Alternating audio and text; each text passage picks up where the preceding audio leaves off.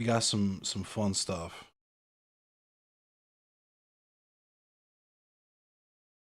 There is apparently a new Mortal Kombat trailer. I'm gonna throw a loop on while I wait for people to come in.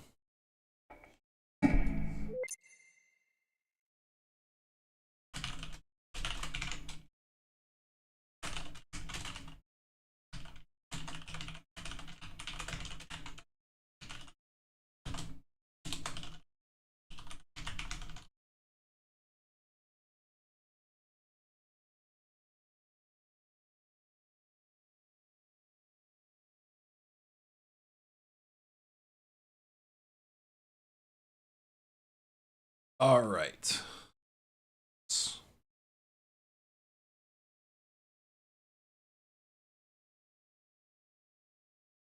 New Mortal Kombat Desert Fire. What up, Fade?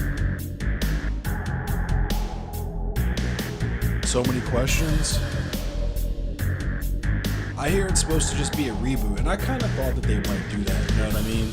Like, MK9 was the best MK. Everybody says it was the best MK. Why not just redo MK9?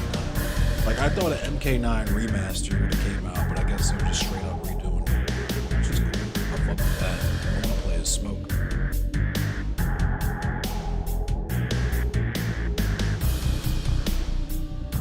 Zero gameplay?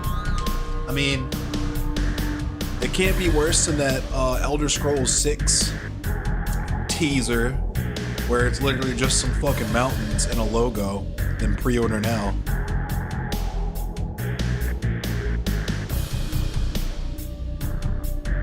Go look at this shit though.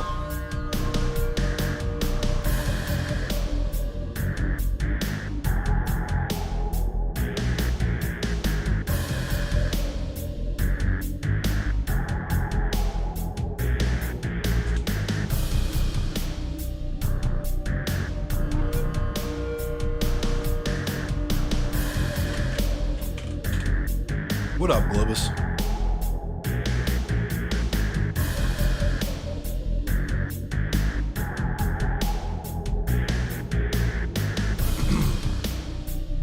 All right. What up, afternoon soon? Let's watch this trailer now. Y'all want to see this? How weren't I affiliated? I terminated my affiliate contract. I figured affiliate's not really worth it. I don't want to make y'all watch ads. Excuse me, I wasn't making that much money off subscriptions. And I figure by the time it's worth it to do that, I barely want to be partner, honestly. I'm multi-stream. I would much rather stream and be able to stream to multiple platforms at the same time than be affiliate and bukkake all with ads. But decent amount of people in here now. It's pretty cool. There's not usually this many people here when I first started. I appreciate y'all coming through. But they're doing gameplay next week. Word. Well, let's at least check out the trailer. Cause the graphics look insane. I'm not even gonna hold you. The graphics look fucking insane. If that's like in-game graphics, which I believe, because of how fucking insane Unreal Engine 5.2 is, and how powerful the PS5 and the new Xbox are. If the graphics look like this, that's nuts. Little nuts. I'll start it from the beginning. It is time.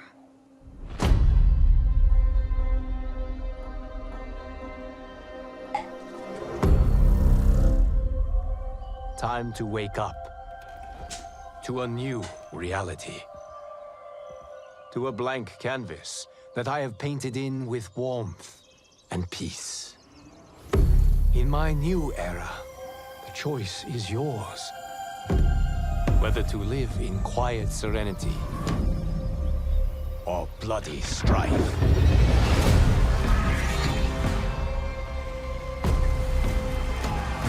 To dwell in joyous prosperity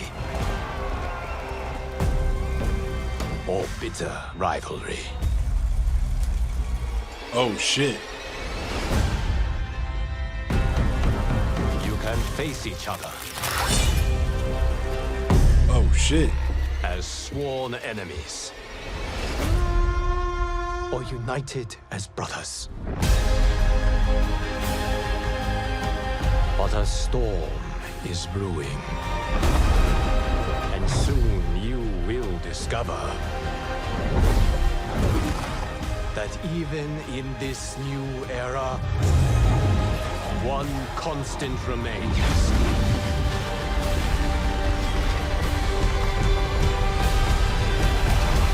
Oh shit. There is always something worth fighting for.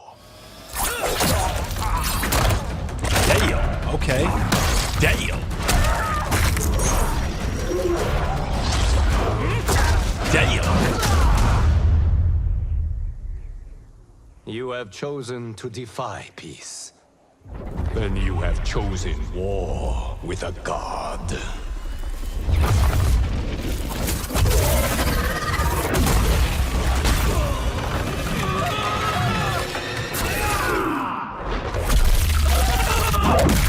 Damn! That's a fatality.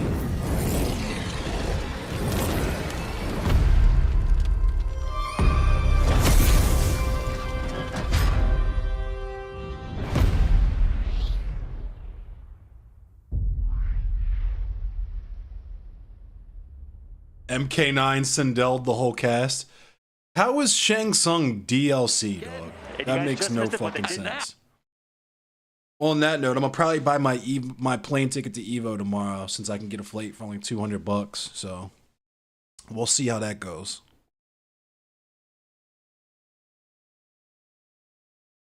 Shang Tsung is DLC again, yo. That strawberry puree everywhere. Shang Tsung is a beast though. Like I feel like I don't know. I know the Liu Kang, the Fire God Liu Kang ending of MK11 is considered canon. I'm just like I don't know. How do you like how we'll see, I guess. I'm just curious as to what the storyline is going to be. Oh yeah, and there's some funny shit for us to look at too. Some real funny shit. Since we've been doing slurred discourse, I figured I'd show you all this because this is fucking hilarious. I've even seen somebody talking about how the term snow bunny is apparently a slur now.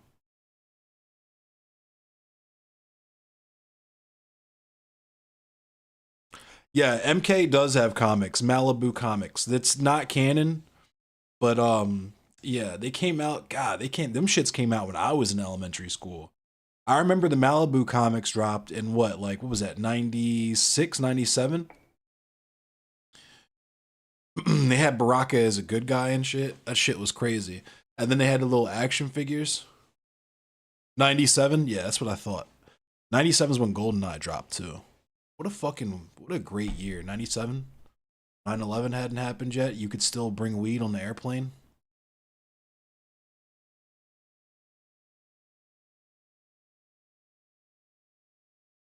You had issue number 2.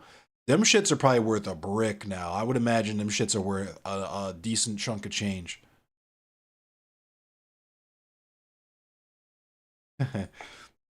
Just go on readcomics.io. That's what I do. I'm hip to all the storylines, and I haven't paid for comics in like 5-6 years. I wanted to get back into collecting because I wanted the Sins of Sinister because X-Men is my favorite. Mr. Sinister is one of my favorite villains, and the whole, I'm trying to keep the bloodline pure. I want the mutants to keep the bloodline pure. You know what I mean? I don't want any race mixing between the regular humans or Inhumans and mutants. You know what I mean? It's mutant supremacy. No race mixing. Anyway, on that note, let's look at this funny shit because this was mad funny. Marjorie Taylor meme out here. We got Marjorie Taylor meme out here talking about calling me a white supremacist which I take great offense to. That is like calling a person of color the N-word. Oh, there's no way that actually came out of her fucking mouth. So much security, there was not enough. I was swarmed. It's all on video. Everyone can see this. But I will tell you what's on video is Jamal Bowman shouting at the top of his lungs, cursing, calling me a horrible, calling me a white supremacist, which I take great offense to. That is like calling a person of color the N-word, which should never happen. Calling me a white supremacist is equal to that, and that is wrong. Jamal Bowman was down there cursing at me, telling me to get the F out of there, and he was leading the mob right outside the vehicle I was sitting in. We have this all on video. And then on the Capitol... I feel absolutely no sympathy for this woman whatsoever, considering all the weird-ass shit that she's done. Steps yesterday, he was the one that approached me. Even CNN reported that. Yelling, shouting, raising his voice. He has aggressive, his physical mannerisms. Oh my God, she's going full Meemaw, yo. She's going full Meemaw. He was very threatening. He's just standing there menacingly. He's just standing there menacingly. Are aggressive, and he just recently shoved Thomas Massey just outside the House chamber. Listen to her snitching. Oh my God, dude. Listen to her snitching, yo. Meemaw Taylor Green, yo. I think there's a lot of concern about Jamal Bowman. She's like what? Like pushing 40 and she already looks like a Meemaw in the face. She's already got the Meemaw neckline. That shit's kind of crazy. Like the Meemaw, like the MILF, like chest and shoulder freckles, the Meemaw freckles. So, and I am concerned about it. I feel threatened by him. He not only led a mob there, but his boisterous lies. And I'll tell you another thing he said outside there. He was saying, save your party. I kept telling him, no, save the country. It's not about political parties. Oh we my shouldn't God. care about political parties. Shut the fuck up. We should care about the country, because no matter what our political beliefs are, Jamal Bowman, I don't know what his political beliefs are. I know what mine are, but we both swore an oath to serve the country here in Congress as representatives. So I am very concerned about Jamal Bowman, and he's someone that people should watch. She's mad as shit. That was full fucking Meemaw, yo. That wasn't even Karen. That was just straight up Meemaw. Real Meemaw energy coming from Marjorie Taylor Greene. She's mad as shit.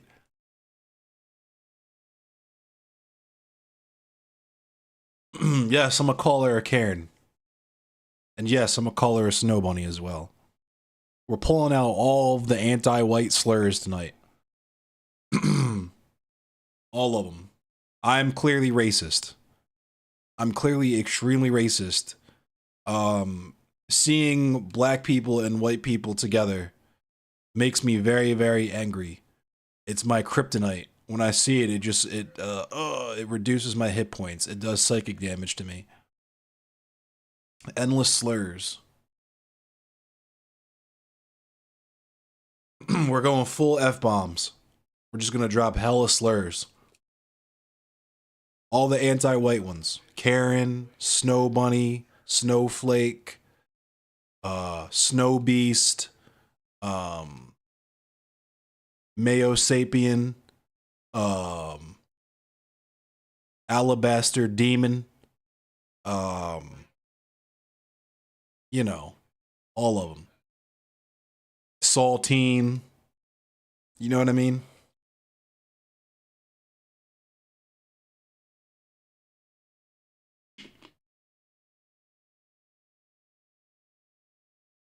Vanilla Face.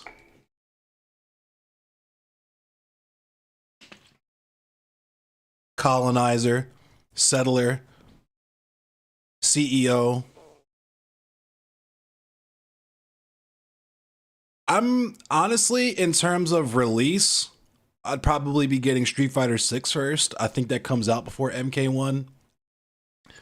I'm the best out of those games, I'm the best at Mortal Kombat. The last Street Fighter I played that I was okay kind of at was Street Fighter 4. And I've just never been good at any Tekken, coincidentally, because I'm really good. I'm pretty decent at Soul Calibur. You would mop me in Mortal Kombat, you think? I don't know. I'm nationally ranked though. Like I'm 33rd in North America. I'm not saying that you wouldn't. I'm just saying I don't know. Why is it MK1 and not MK12? Because they're rebooting the whole series. Spoiler alert, the ending of MK11 was a reboot of the entire Mortal Kombat timeline. Like this nigga Liu Kang just possesses the fucking power of the Chronos Titan and just like goes back to the beginning of time and just creates a new timeline. Cream Demons. That's a good one. Yakubian. I love Yakubian. Yakubian's got to be one of my favorites. I haven't played MK11 in a minute either. And I should be practicing because I'm supposed to be going to Evo in August.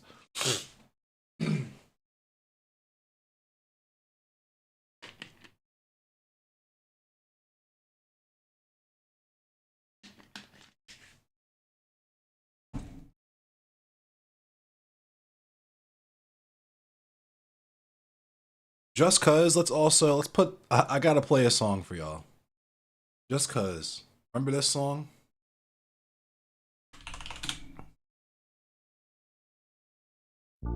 I can see them cooning in the streets tonight.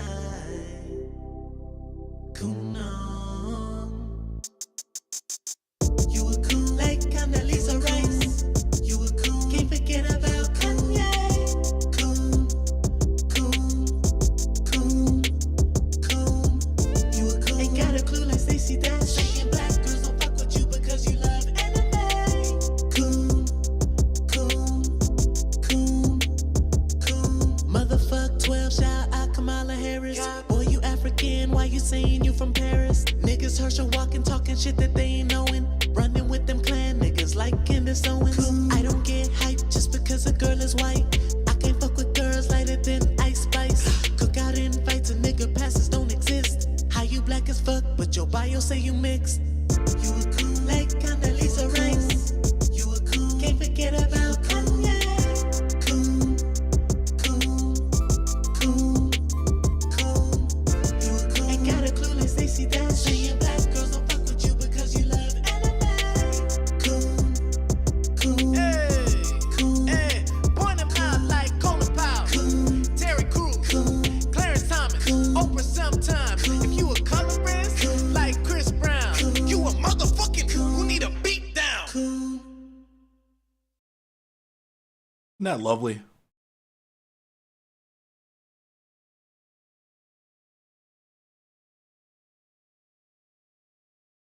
that lovely?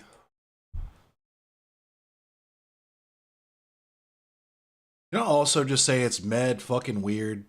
There's like this whole like fucking infrastructure of white dudes with dirty ass beards whose sole purpose on the platform is just talk shit about other streamers.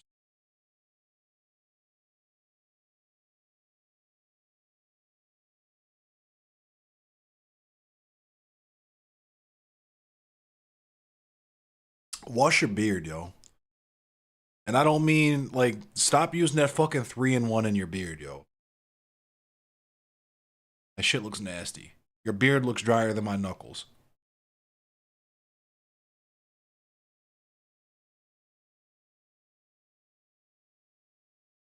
Your beard looks like I could tear a piece off and fucking stick it in a glass rose and smoke crack with it. That's what your fucking beard looks like, because you fucking wash it with 3-in-1. When you do wash it.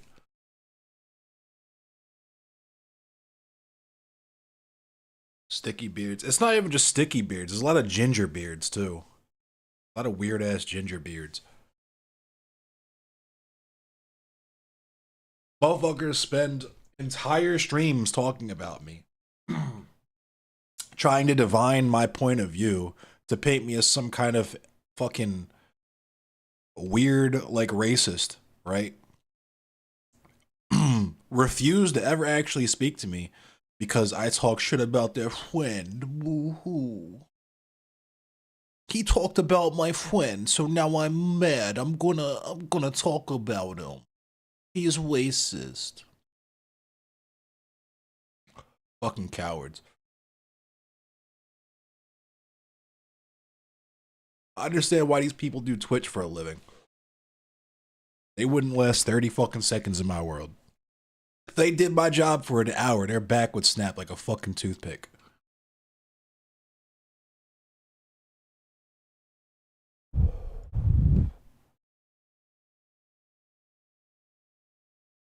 I'm being dead ass though. Like,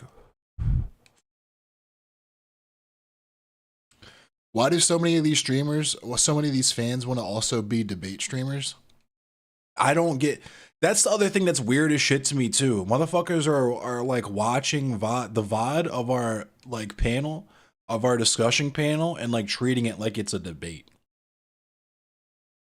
They're just so fucking horned. They're like the white boy, the Yakubian energy is so strong. They just don't know how to not fucking talk over black people in any possible fucking circumstance. They can never just sit and listen and analyze, right? It's always got to be the listening with the intent to prove wrong. And like I've said before, I truly don't understand the motivation. The panel just happened. Yeah, it's making its rounds among the usual suspects. But I don't understand the desire to talk to people who are going out of their way to misunderstand you. Like, I don't understand the desire to be this fucking Chris. I mean, yeah, and it's funny because the one person who was watching it last night, like I said, they refused to speak to me because I said some shit about one of their friends that hurt their feelings or some shit like that. But they wanted to fucking gossip about me for like multiple fucking streams. It's honestly kind of pathetic, like middle school shit. Like for me, my move with a lot of these people is to just not even acknowledge them, like to say nothing at all about them. If I really feel that way about it, I'm like, why the fuck would I, like, why would I give you free advertising?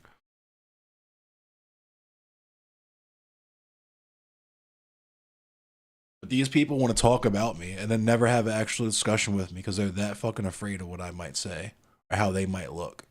Because they know better at the end of the day.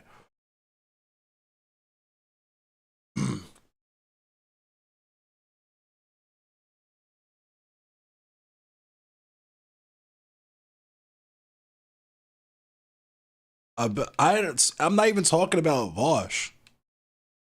Oh, you talk about them. They should have been off Vosh. And that's the funniest part about this to me too, is that they'll say pedestrian ass shit that I have to say about the nature of white supremacy in this country. Stuff that you can understand by, like, the shit that I say literally comes from one fucking book. One, Medical Apartheid, right? I try to keep it simple like that on purpose. Before we even get to, you know, Kim Crenshaw and Bell Hooks, before we even get to that kind of stuff, I'm just going off of the pure, like, what they try to consider race science, because the anthropology, or that's not really the word. The sociology, I guess you could say, of racism or of white supremacy in America is kind of complex if you think about it, because I mean, it's obvious. There's a way where white supremacists can believe that they're not white supremacists, that they're actually champions against white supremacists, even though they do casually white supremacist shit all the time. And that's kind of why I think it's useful to look back at, like, Benjamin Rush, for example, the abolitionist who bought slaves, so he could experiment on them, trying to invent skin lightening cream because he believed that white supremacy would go away if dark skin went away. That sound familiar?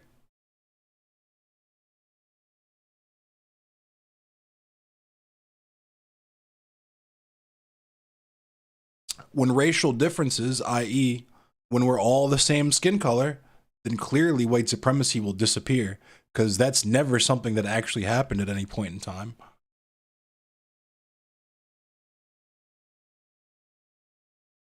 Holy fucking shit. No, Alicia, these people will say this with complete seriousness, like quadruple, quintuple down, that, like, at some nebulous point in the future, 50 years from now, 100 years from now, whatever.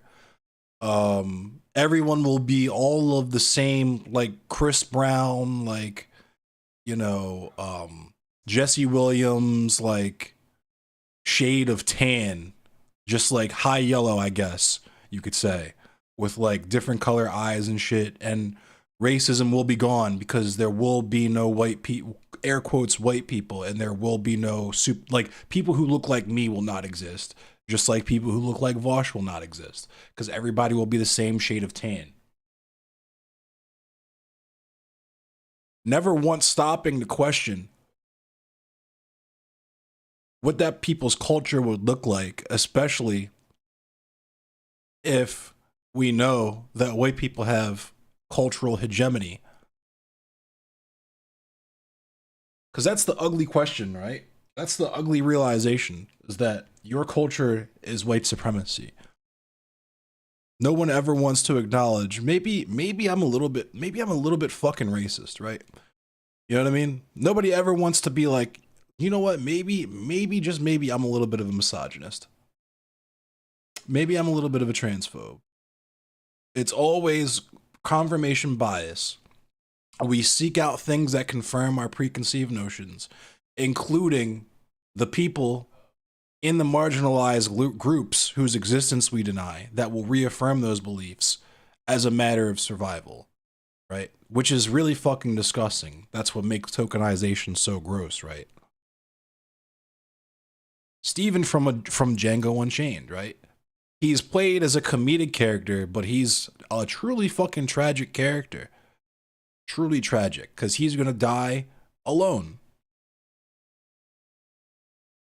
Well, you know. Django, I'm sorry.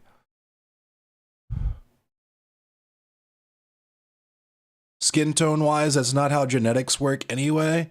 Your environment plus genetics equals your skin tone? Yeah, but you can't tell these people that.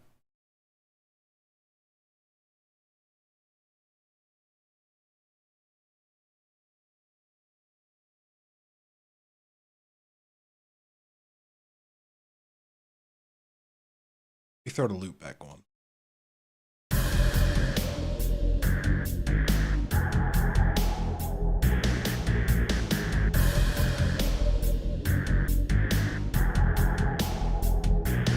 Let me turn it down just a smidge.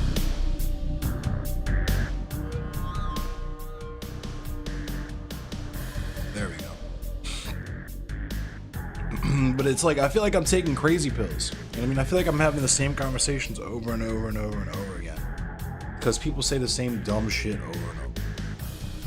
Right?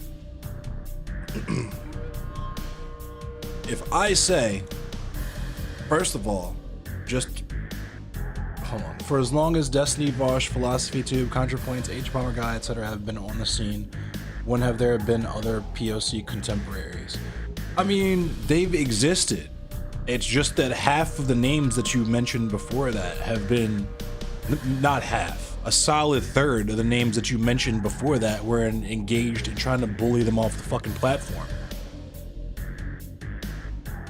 Right? Like, Cat Black has been here. Right? Cat Black's been here. Professor Flowers, been here. Andrewism, been here. Yep, exactly. Cat Black, Andrewism. T1J. I'm not as familiar with T1J, but T1J is up there as well. Alki. Alki's one of my favorites.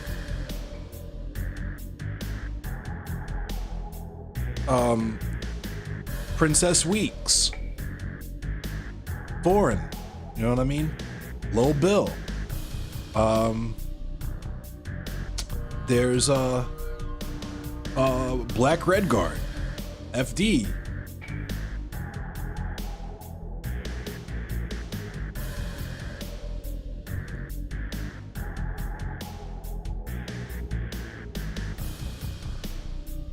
Alki's amazing.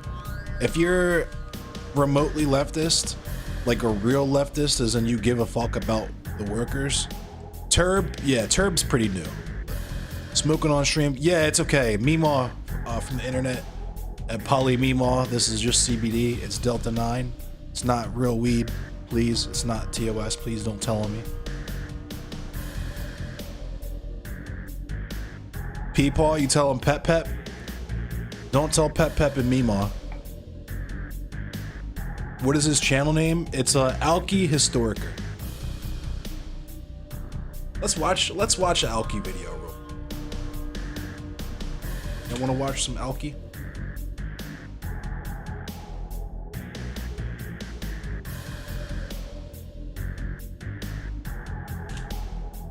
He just does labor history.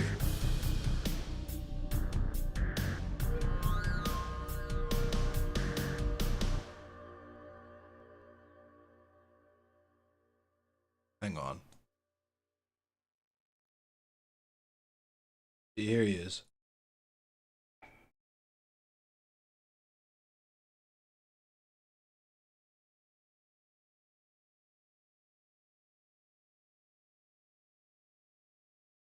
Let's watch this quick video on unions. All right, Bink, have a good night. Thanks for coming. Yeah, weed's legal here. I'm being a bitch.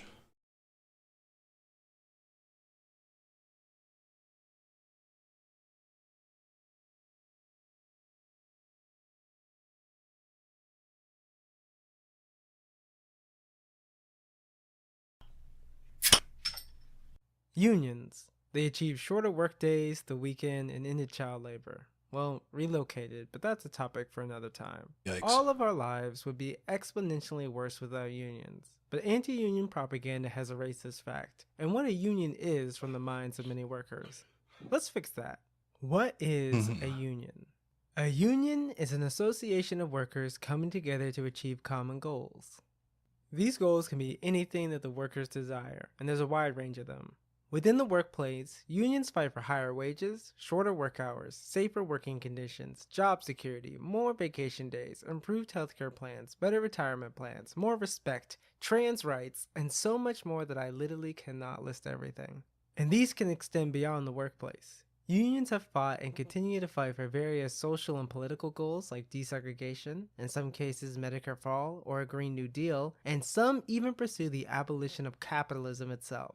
We almost exclusively think of unions as national or international organizations like also the IWW, the SEIU, or which some in the labor movement call formal or established unions. But a union in its simplest form is two or more workers fighting for improvements at a single workplace.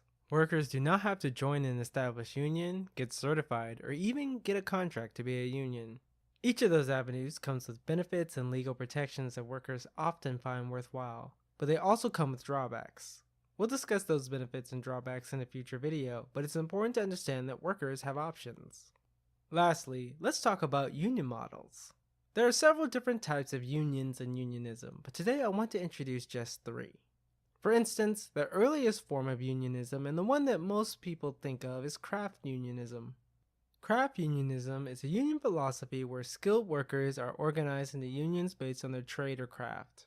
This is in contrast to industrial unionism, where all workers within a single industry are organized into one union regardless of their skill level.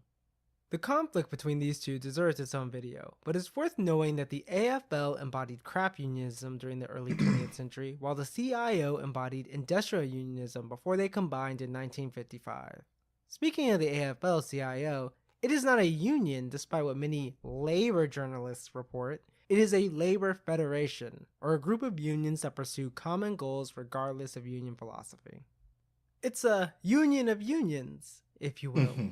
Within industrial unionism, there exists revolutionary unionism, a model of unionism that organizes workers on an industrial basis with the goal of abolishing capitalism. Revolutionary unions fight for the same goals as labor unions in the near future, but seek to transfer the means of production to the workers in the not-so-near future. The IWW, the industrial workers of the world, not the international workers of the world, is one of the most famous examples of this type of union.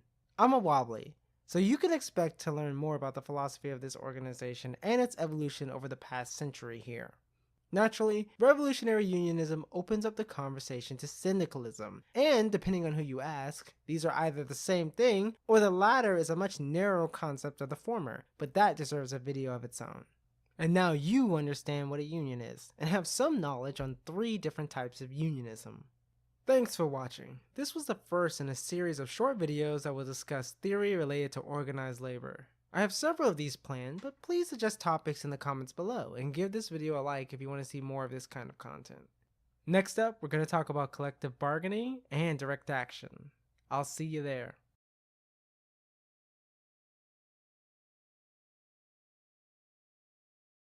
Yeah, Aoki's stuff is amazing. Mentioned Black Red Guard earlier on folks being on the platform for years, got your own experiences with Black Red Guard since you organized with the local Maoist here in St. Louis. Word. He seems like a pretty stern, pretty serious dude. At least, you know, judging from the internet presence. Everybody's different in real life. Drink water. Got much love for people who at least sound like life hasn't kicked the shit out of them yet. Yeah, likewise, I agree. I kind of envy people like that. He's telling me you won't get into it though? Yeah, I won't make you. Yeah, I don't want you to step on any toes or, yeah, I don't want to gossip.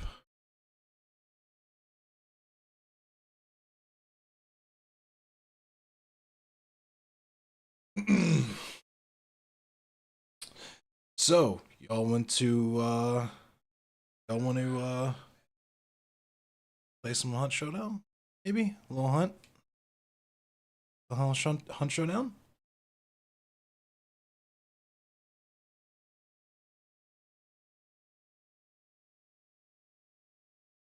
I already talk about the kid that got killed by the DAT squad here.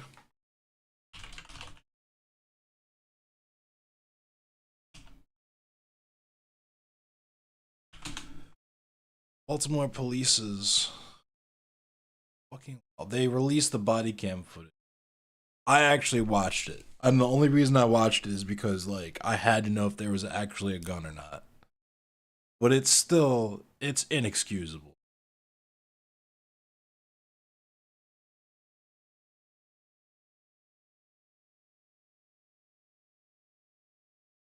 Like,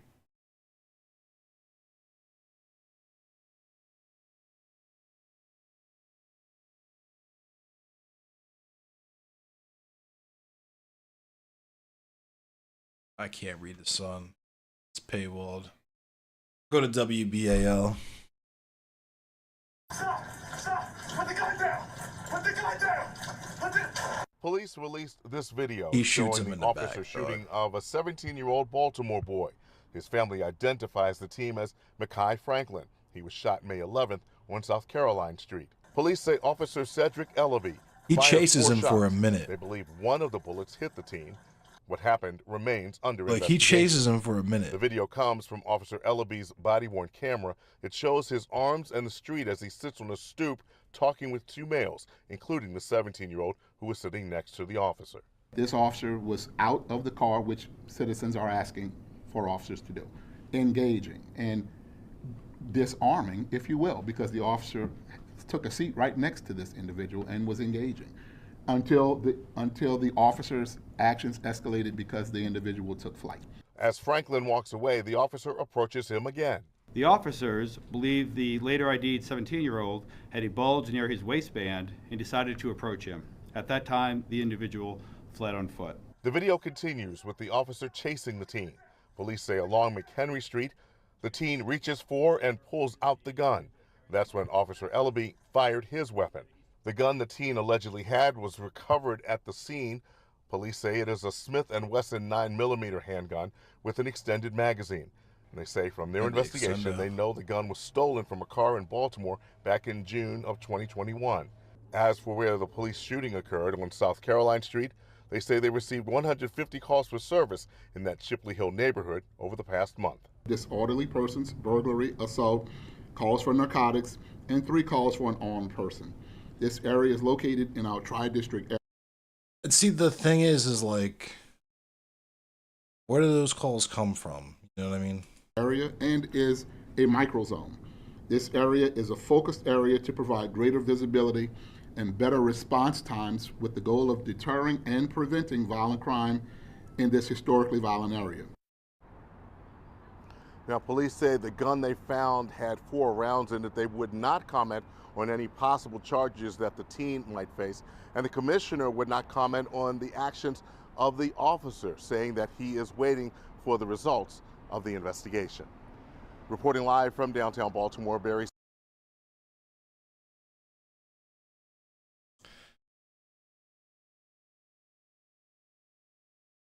And it's like, okay, there's you even if we follow the logic, we take it at face value. You've run the numbers, you have all these calls there. You've assessed that this particular area needs more police in it as opposed to other areas, and that the police should be legally allowed to do more in that area as opposed to other areas. Like, why the fuck you chase them down and shoot them? Like, what, like, I don't get it. You have to walk me through it. Because I think it's wrong. You have to walk me through how it's at least a reasonable, like, how getting there is a reasonable thing to do. Because, like, if you're sitting with the dude, it's like, you have to think. They just said, according to their own metrics, apparently, it's a high violence area. So I'm sure lots of people are going to, if you live in that area, probably going to want to carry a gun, right? So, like,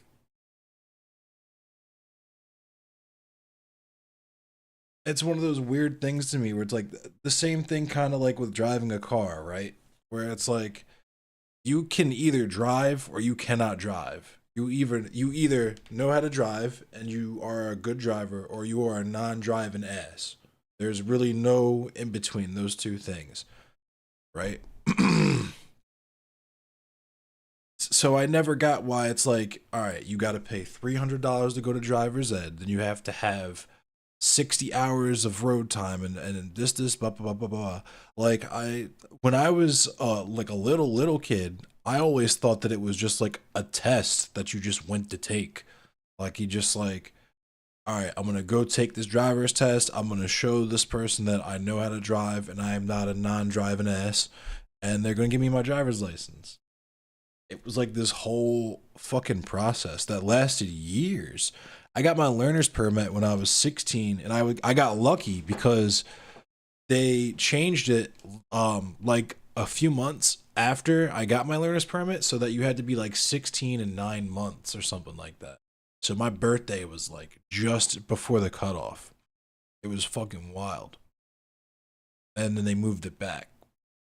And then when you turn 18, you don't even get a full license for your first, I think, like, I want to say it's 3 years, or like until you turn 20 or 21. If you get your license right when you turn 18. Like, I got my license on my 18th birthday.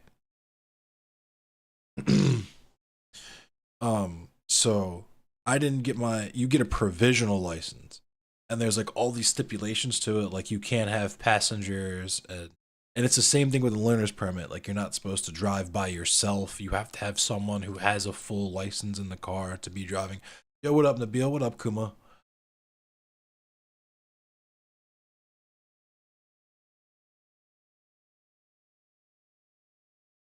Talorks, yeah, basically. It's a dangerous area, therefore we'll just fucking chase you down and kill you. Yeah, cop logic.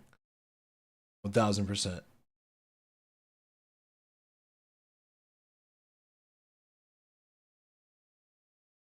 Yeah, the requirements to get a driver's license. In at least in the state of Maryland.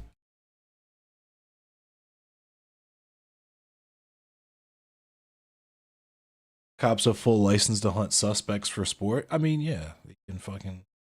Michael A. Wood Jr. talked about, like, the most thrilling part of being a cop was the chase. Well, let's look at let's see what Michael A. Wood Jr. is up to these days. He's up to something.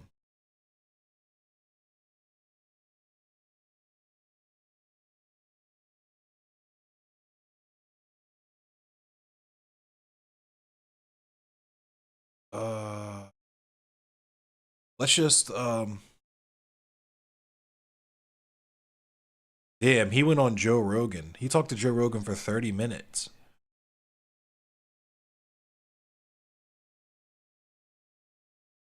Damn, he was talking about police reform 2 years ago.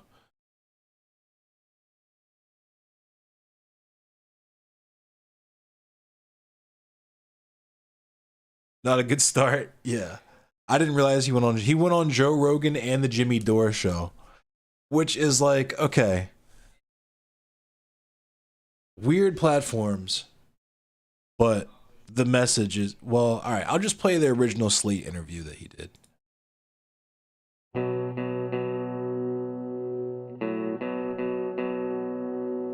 This is Mike Wood. He joined the Baltimore Police Department in 2003 when he was 24, but retired last year with a shoulder injury, disillusioned and feeling as if he was hurting the people of Baltimore more than helping them. He's a friendly, outgoing, and charismatic guy.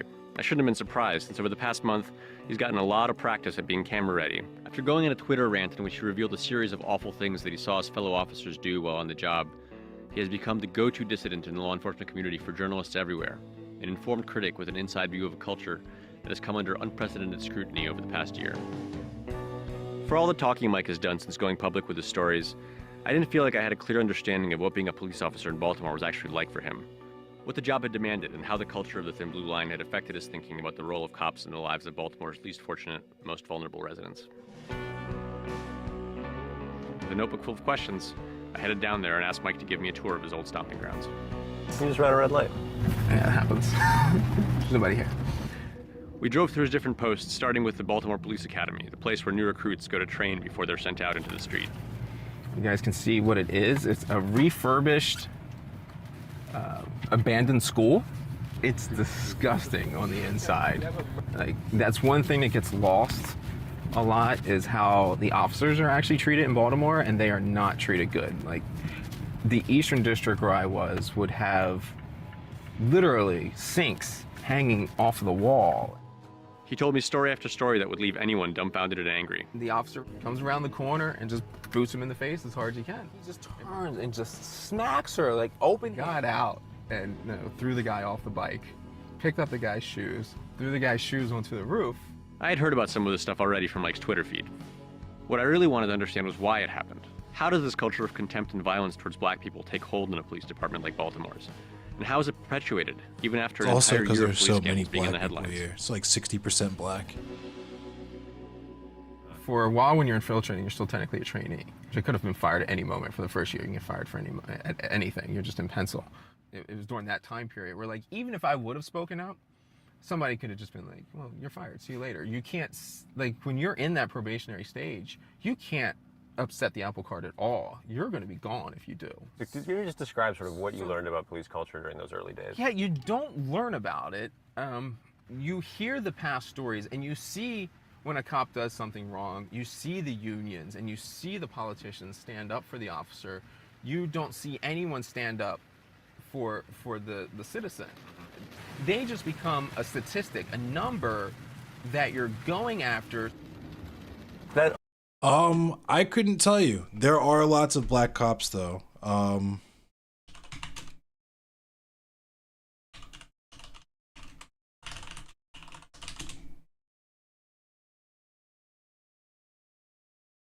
Hang on. That was an interesting question. I had to look it up. So, no, actually, Baltimore City Police is 39% black, so almost half. But like roughly the same number of white people. So like the general population.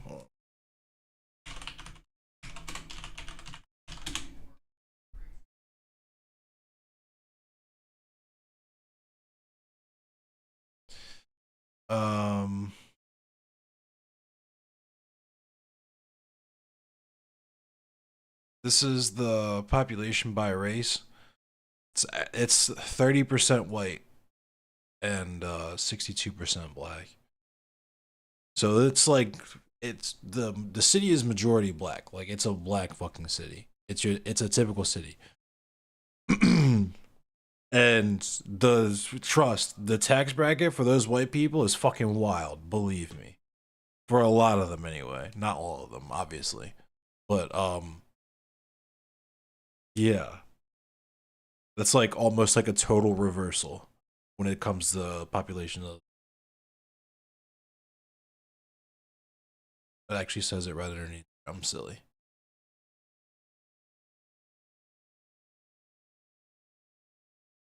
That's wild. That's an interesting. I wonder what that like. I wonder why this is here. Why there's almost like. What this percent Hispanic, whatever Hispanic means, I guess, just anyone who's like kind of tan and speaks Spanish or comes from a place where you speak Spanish.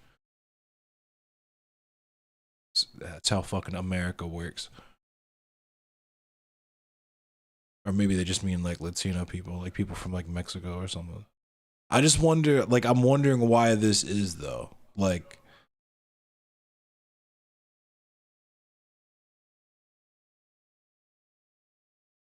but yeah, the police ratio is fucking nuts. Yeah. No doubt. But yeah. Us versus them attitude, I mean, I understand how it is reinforced by, you know, the rhetoric that comes out of police unions, for example. How does it manifest itself in interactions that police have with people like on a daily basis? Right, so that's even a misnomer in itself, that you walk the beat and talk to citizens. Okay. So no one does that. I would try to be friendly with people, but really the reality is if I spent an hour talking to a citizen, that was an hour that everyone viewed I should have been out getting statistics. And what were those statistics that you should have been hitting? So normally it's drugs, and that's your main focus, is drugs or Part 1 crimes, which would generally be felonies that have significant jail time. And guns, which is a misdemeanor, but that's a big thing here. So that's everything. Like there is no walking and talking to the community. That's what you do in policing. You're trying to do what keeps you out of trouble from all of the problems that are internal. Like, I never feared the streets, but I constantly feared other officers. How has the climate sort of in the city shifted since Freddie Gray was killed and the riots happened? I mean, these people that we just passed, like, do they live in fear of police? They live across the street from where Freddie Gray was killed. Right, so what they fear is that we can get away with whatever we choose to get away with.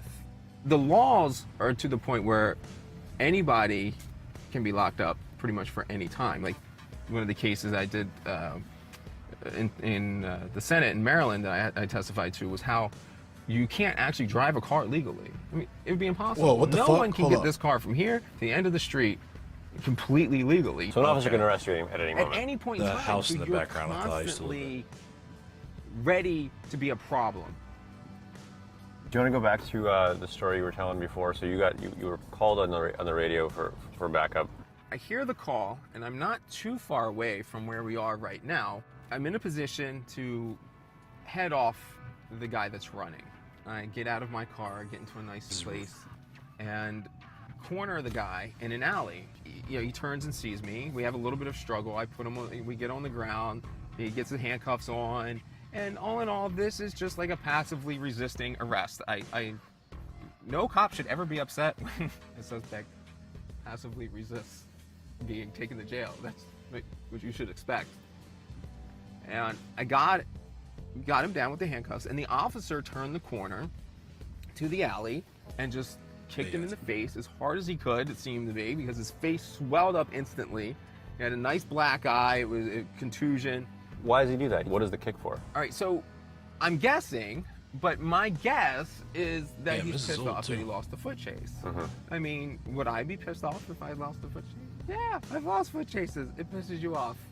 So, I mean, everyone gets angry in their jobs, right? Yeah, can you imagine if the cashier got mad that she rung up the thing wrong and decided to punch the customer in the face? The key thing to understand, Mike told me, is that in many cases, the officers who treat people like that are doing so because they're afraid. I've always thought that those are the ones that actually cross the line more. It's the ones that are afraid. And that's our standard in policing, is fear. So if you're afraid, you can do whatever you want. That's the legal standard. So if I am afraid that you can take my life, that's it. Near where I used to live. It doesn't look like that anymore, though. Legally. Where does the fear come from? Like in the guys that do have the fear, it sounds like you think that a lot of them, or most of them do. The pussies. I'm not afraid to say it.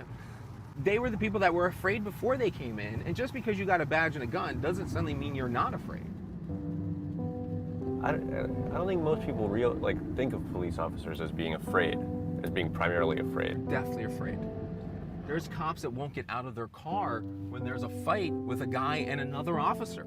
To some extent, they're taught to be afraid, right?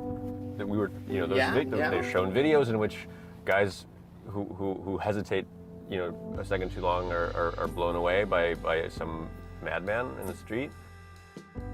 Yeah, I think you're completely right. I mean, that is actually what they show you. They show you the videos. There's an infamous one of a cop who is getting shot at and actually just seems afraid to pull the trigger at another human being. Like the guy was so empathetic that he couldn't, even though he was going to lose his life, he couldn't bring himself to kill another human being.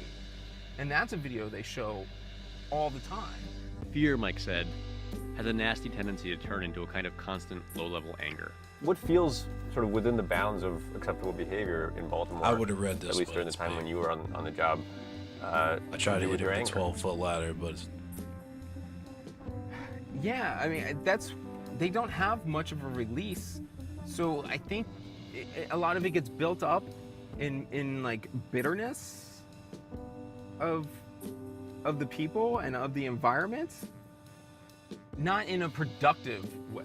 They generally don't go and work out, they don't deflate themselves. Instead, they'll get angry at the citizens, give further into that us versus them, and start their infamous drinking problems that you hear about with police. That's real because it is a stressful thing. So officers are ambiently angry and afraid for their lives at every turn. And the people they're supposed to be serving are afraid and defensive about the possibility of being hassled by a surly cop and carted off to what's jail up, for no Moliere? reason. What Mike is describing is a vicious cycle, and while he's not the first guy in the world to characterize it as such, I wondered if he had any thoughts on how it might be Thanks for broken. coming and hanging out. We actually did a community policing model designed to have decentralized power so that the patrol officer can take care of things in his or her responsibility area. So in a true community policing model, if I came down here and I see this overgrown brush, I have the power and the resources to get city workers or something like that down here to fix that.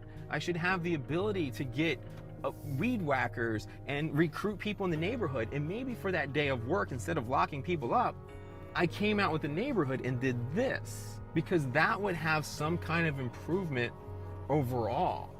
Driving through the utterly dilapidated Sandtown neighborhood, looking at the memorial that has been erected in honor of Freddie Gray, it strikes me that clearing out an overgrown bush feels like pretty small potatoes. Plus, while community policing seems like an obviously good idea in principle, it's my sense that it usually ends up being little more than a buzzword in practice, that police culture inevitably overwhelms it.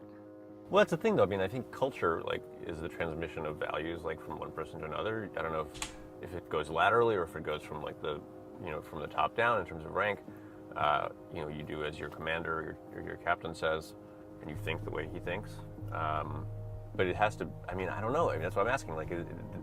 Is there a path along which change can kind of travel? What we have to do is we have to start thinking about what are we actually doing and what are our goals. So if our goals are to reduce violent crime, we have to change our metrics. So right now our metric is arrest. That's what judges an officer. So who's in charge of these metrics? It's command and it's politicians. So we have to change the metric to crime reduction, to justice, to problem solving. So that would be a continual metric where you would always have something to do, where you would always improve the community, because you should be focused on improving your post, not on locking of many of those people up on your post. Because if you're taking their freedom away, how are you not going to be their enemy? To close out our tour, Mike took me to a part of Baltimore that was very different from everything we'd seen so far. A white neighborhood on the north side of town. It's where he was transferred after about 4 years on the force. He found the contrast astonishing. He also found it difficult to make his numbers because all of a sudden he didn't have anyone to arrest. Becomes York and his solution? Drive 2 blocks away into a part of town where he could easily find young black men. So who would you arrest here? For what? It seems like you need a reason. You were saying earlier that it's arbitrary. But you don't! That's the thing you're not understanding. So, like, they were in the street. That's That's it? enough. That's enough? Yeah, it's jaywalking. Okay, so if they throw a cigarette on the ground, you can do it. And people do those petty arrests. You'll see them. So Freddie Gray being arrested for a spring-loaded pocket knife, you can't tell me that black people carry spring-assisted pocket knives at a greater ratio than white people do. Or even Hispanics because they're doing the construction sites around here. That's a ridiculous thing to say. Of course we all have I have a spring-assisted pocket knife. Conveniently, legally, there's an exception for police, imagine that. So when you go and you look at the that was kind of arrest cringe, I'm records, not gonna lie. what are you gonna see? But the people here are carrying spring-assisted pocket knives at the same ratio as the people up there. So we're not focused on the crime of the spring-assisted pocket knife. We're focused on the crime of being black and poor. Listening to Mike talk, I found it depressingly easy to understand why distrust and hostility flow so freely between the police and the city and the communities they're supposed to be protecting. That us versus them mentality that Mike was talking about earlier, it gets reinforced and sharpened systematically, almost by design, and it poisons every interaction that cops in Baltimore have with the city's residents. Until the police figure out what the people who live here actually need from them, what it would take for officers to start improving people's lives instead of making them harder, sadder, less free, the anger and the fear that Mike Wood saw on the job are just going to persist. We're setting the stage and then going, oh my gosh, look at this stage. Well, yeah, we created it.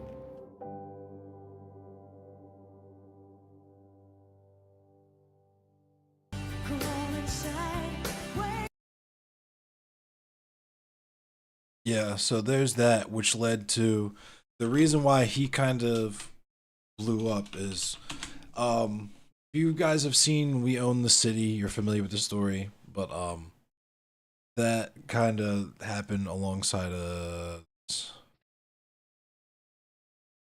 Well, Baltimore's biggest police corruption scandal is now in the national spotlight with the new HBO drama. But WJZ has covered the real-life impact of the gun trace task force scandal since the first indictments. In all, 13 officers brought down for robbing citizens, falsifying reports, and trying to cover it all up. WJZ investigator Mike it gets worse. Trust me. Live downtown and has a look at where the main officers convicted in the probe are now. Mike? I like to fly my drone down there. Denise, 2 of them have already been released from prison, serving less than 5 years of their 7-year sentences. The sergeant who headed the gun trace task force is not expected to be out of prison until 2038. The scope of corruption on Baltimore Police's elite gun unit was breathtaking. Hey, Sarge! Hey, come downstairs right quick! The GTTF stealing hundreds of thousands of dollars from citizens and then staging videos like this after they'd cracked open a safe and taken the money to cover their tracks. Nobody touches you, understand me right now. Sir, do you understand your rights?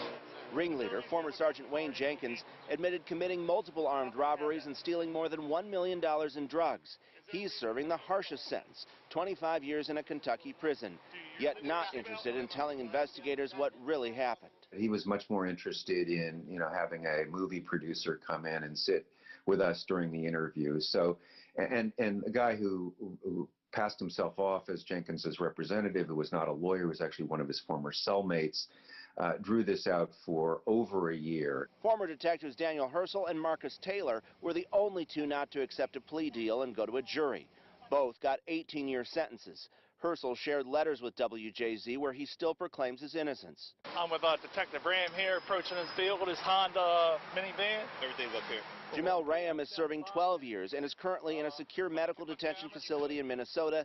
Mamadou Gondo is serving a 10-year sentence in North Carolina. The corruption has cost Baltimore taxpayers more than $13 million, and hundreds of cases these officers worked on had to be thrown out. Baltimore police remain under a consent decree to correct years of civil rights abuses.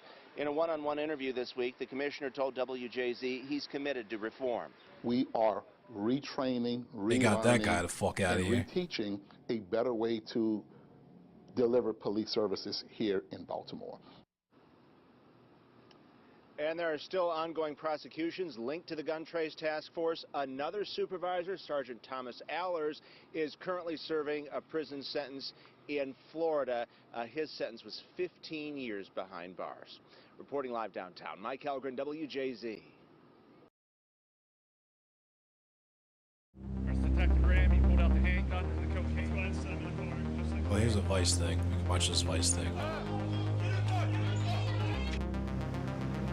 2 Baltimore police officers are on trial this week in federal court for some of the worst misconduct imaginable. They're part of a group of 8 officers accused of robbery and extortion, faking evidence, and planting drugs, among other crimes. The officers were part of an elite group called the Gun Trace Task Force, set up by the mayor in 2007 to help fight rising crime and murder rates. The task force was supposed to check the flow of guns and get the worst guys off the street. And for a while, city leaders and reporters saw the task force as a huge success. But it was also completely corrupt, acting as what prosecutors have called a gang-style crime ring. 6 of the officers have already pleaded guilty. But there's a bigger problem. The task force's misconduct has tainted hundreds, if not thousands, of criminal cases. And in a city already infamous for horrible policing, it's shattered any remaining trust between cops and the community. Antonia Hilton met some of the people trying to figure out how to clean up the mess.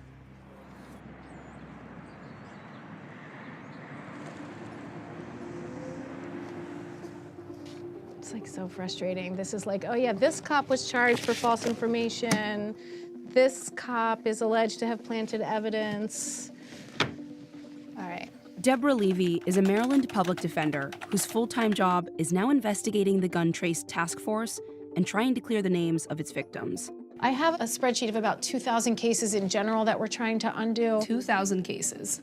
Yeah, 2,000 cases, and that's what we think would be a conservative number.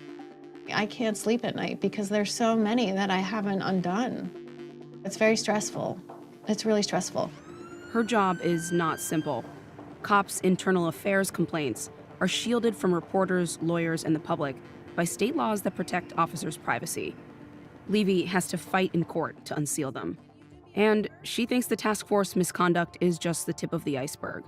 We're convinced that the web doesn't stop with the 8 indicted officers. So we'll take each indictment. And on each indictment, it'll say, on this date, this officer is alleged to have engaged in conduct with this particular officer with these initials. We've then now started filing for the internal affairs documents for the other officers who were present on the scene that day to see if they were involved. In your opinion, do you think the gun trace task force ultimately made Baltimore more or less safe? Less safe. I think that absolutely 100%. The city is pretty much fallen apart, right? The relationships between the police and the citizens of Baltimore. And that, at the end of the day, everything is based on trust. Oh, boy, The cameras. man. Golly, this guy ran into was incarcerated with me. Man, glad to see you home. I know you didn't even say I was home, man. That's why I pulled over just to holler at you. You know how I say what I say? The police did some extra shit, some shit they weren't supposed to do. Yeah. January 2014, a group of officers, including 2 members of the gun trace task force, stormed Sean Whiting's home. The officers suspected he was a drug dealer and, he says, got a warrant to search his home under false pretenses. Once inside, Whiting says they tossed his house and stole $20,000 in cash, some of it drug money, and even took his children's video games. Damn. Certain things come to the light, you know what I mean? When you lie about certain things. Whiting filed a police misconduct complaint with Internal Affairs, but no one bought the story until 2017, when the cases piling up in federal indictments sounded very familiar. Do you think people listened to your voice, listened to what you were trying to tell them was going on? Nah, they wouldn't listen to me at all. They wouldn't listen to me at all. Whiting's lawyer, Ivan Bates, helped him get his conviction overturned last year. Bates has reopened 19 cases involving the task force. In 17 of those cases, he's been able to get the charges dropped. I'm not that good. No one's that good. Unfortunately, the task force was just that bad. And when you sit What down... did you think when you read the indictments? Oh, I knew it was coming. I mean, I've been living it. I've been seeing it. You know, there were individuals in the indictment that I knew their cases simply when I just read the indictment. In this moment, He's the current state's attorney also, by the way. where we're post Freddie Gray, consent decree, all these efforts to rehabilitate, and then this happens. What does this sort of represent for the city?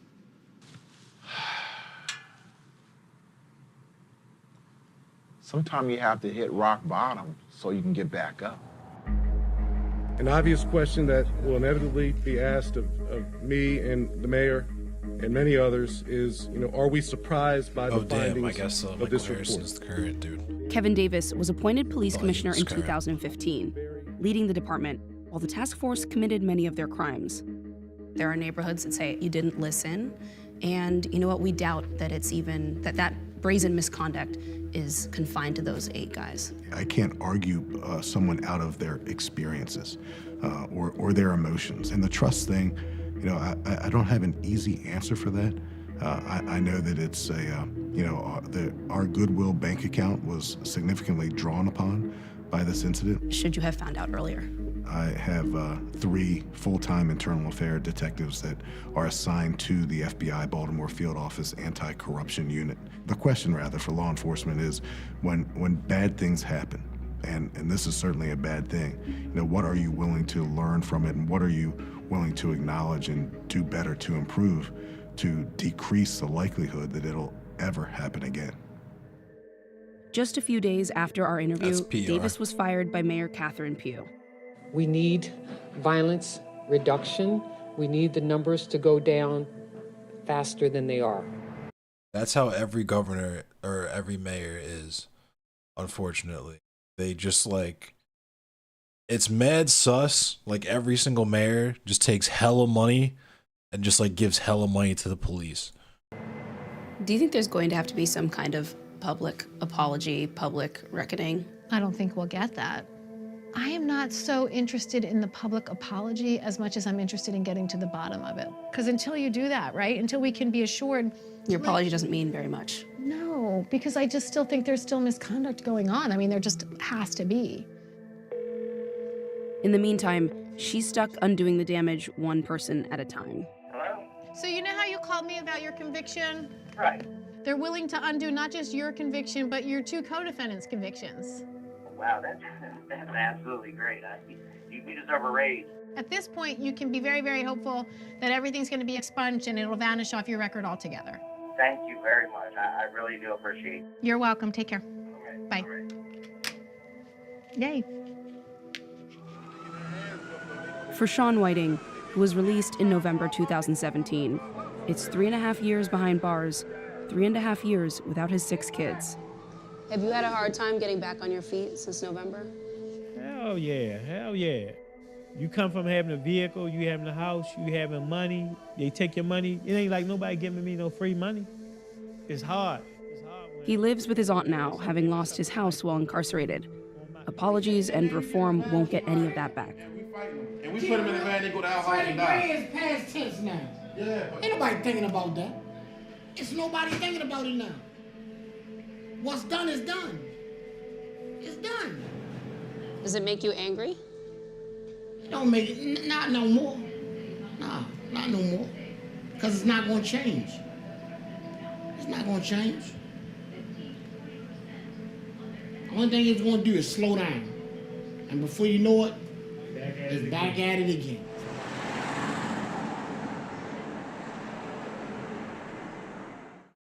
Speaking of back at it again,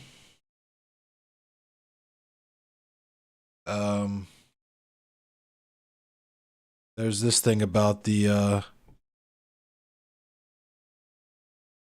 new plainclothes units that they have called the district action teams, the DETs. The final paragraph is really, these units operate the same way. Small groups of hand-picked officers who are expected to be aggressive and proactive target high crime areas of Baltimore and produce a large amount of stops, arrests, and gun seizures. It's literally just the GTTF all over again. This is proactive policing, and no matter what acronym the BPD comes up with, the tactics don't change. Unfortunately for the community, neither do many of the officers. And yeah, like we just saw, that dude shot that kid in the back because he had a gun. Chased him down and shot him after he was just sitting right next to him.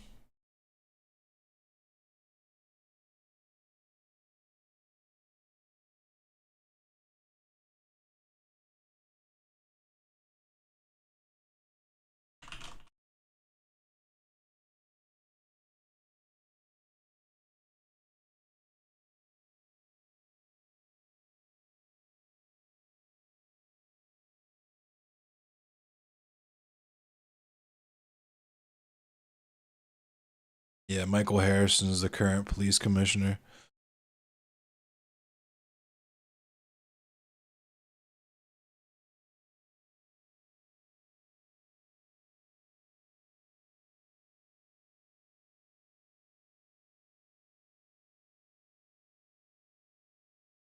I'm just like, you want people to stop shooting each other, so you shoot them first.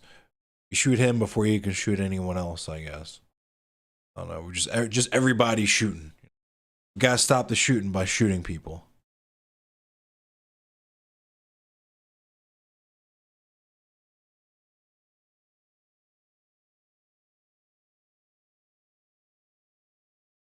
Wild stuff, man.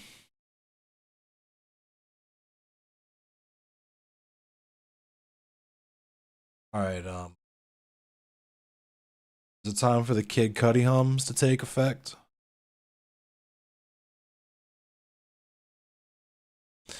If you shoot all those shooters, there'll be no shooters left but you, and that's gotta be acceptable, right? But like, what if you, like, who's gonna shoot you then? You know what I mean? Do you just shoot yourself?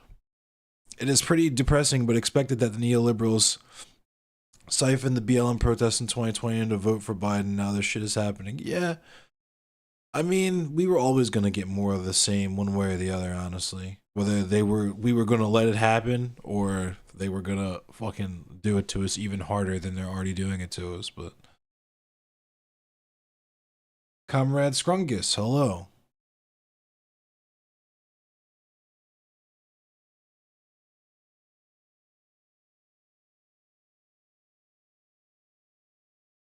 Game's got an update.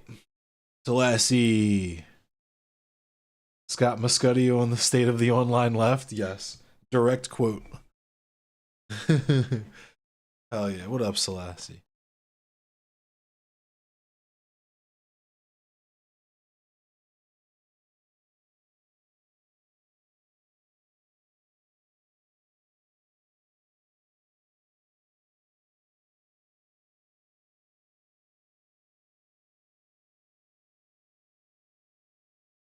We're going to the Bayou. That's what's about to happen. It's time to go to the Bayou, y'all. We're going to be trudging through the swamp.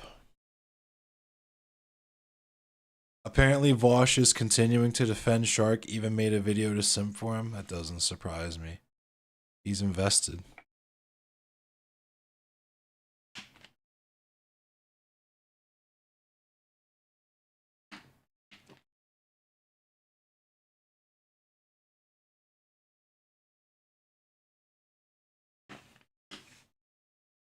Haven't even started the reading yet. Oof. You better get on that shit.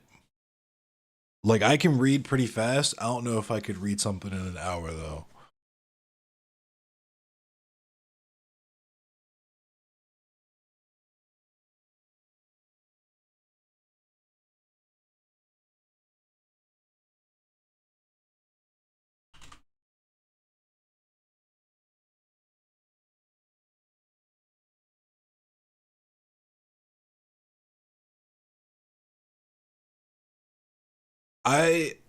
We have to remember, yes, the White people must be hunted for sport.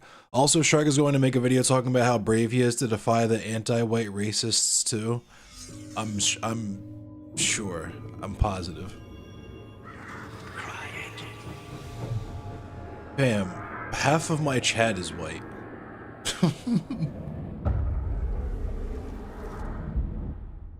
I can't wait for him to drop that video. That's gonna be, I'm sure that's gonna be pure tap dance and entertainment for everyone.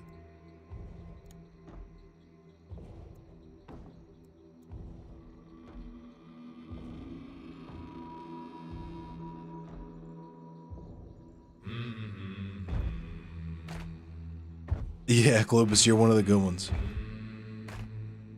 You speak so well, you know what I mean? You're so articulate that we figured we would keep you because you're not like the other ones.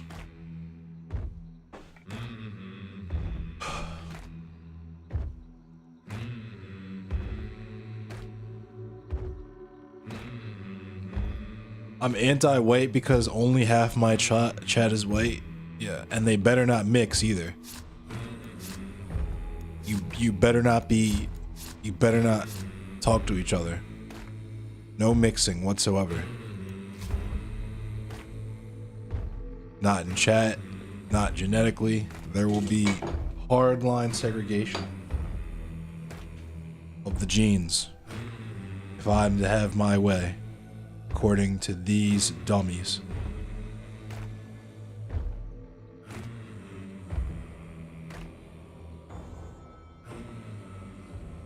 Fun fact, Romani people were the first people enslaved in the USA. They were brought over by Columbus and their slavery continued into the plantation day, leading to intermarriage in the Afro-Romani population in the Deep South. Red-bone people have Romani genes. Let me look into that.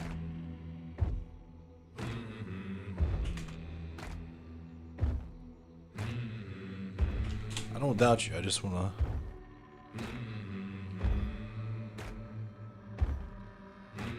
Damn. That's real shit. Damn. Hold up. Let's share the class. That's real shit. Damn, I feel hella learnt right now.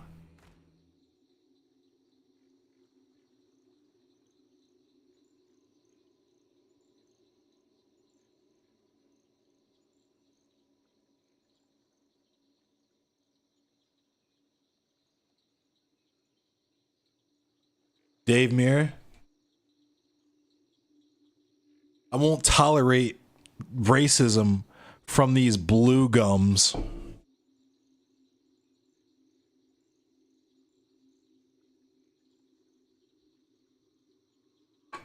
Those uppity bucks.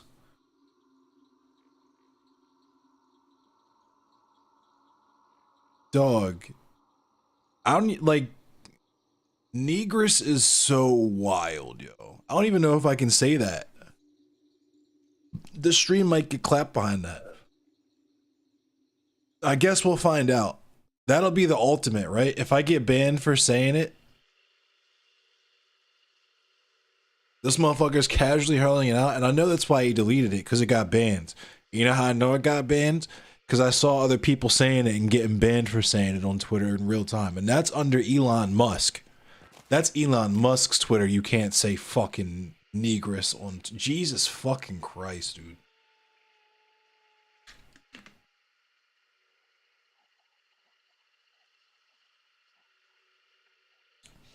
I'm just like, how does that word end up in your vocabulary? Number one. Number two, how do you think to employ that? Like, that was your first thought. With the subhuman modifier. Feel me? Like, you sprinkled the subhuman on it first, and then you fired it off. That shit is fucking... Yeesh.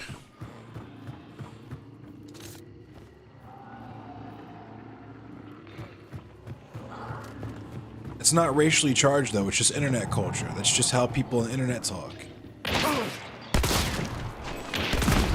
Yeah, get dealt with.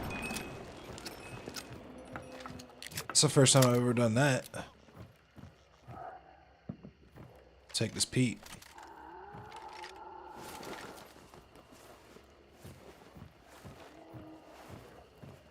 Why he chose to stand that close to that barrel, I will never know.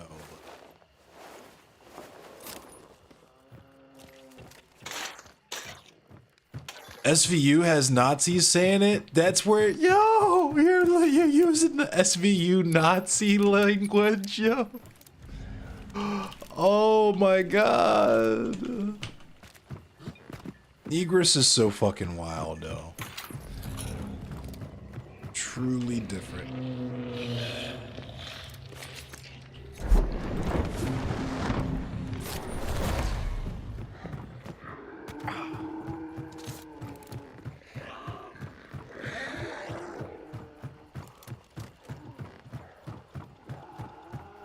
I'll say, yo, I was just thinking the only time I've probably said that word, just my fucking Carlton ass, I've probably said that word, but when I've said it was probably when I was fucking around trying to fuck with my other white friend.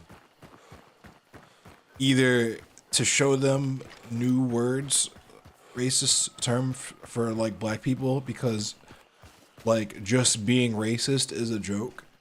And I guess it hurts less if you pretend you're also in on the joke, and like that fucks up your perception in adulthood when people do that shit, and you know what I mean. You're just used to accepting that, a la, you know, Carlton vibes.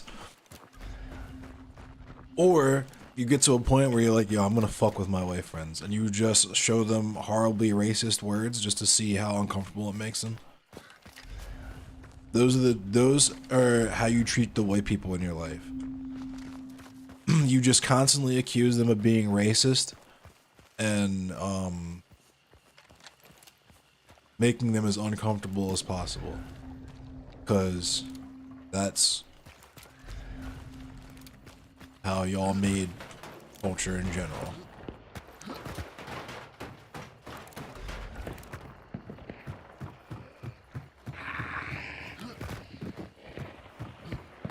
Basically, I'm just saying bully white people. Just bully white people. White people deserve it.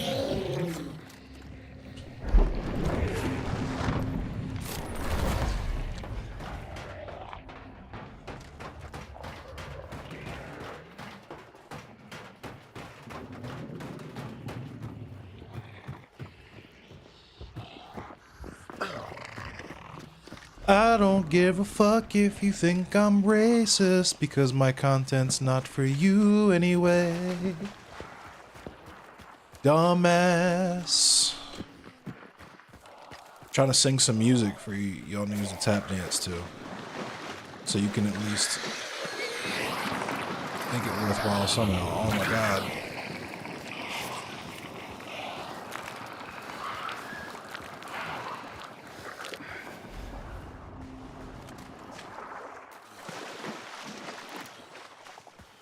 Deep Carlton lore? Yo, I have deep Carlton lore. Fade Runner knows about my Carlton lore.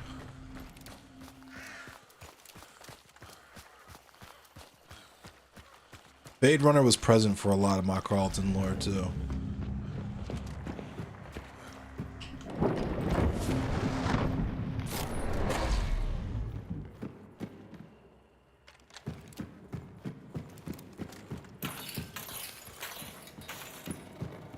I didn't even, and here's the thing, yo, that's what's funny. Is like,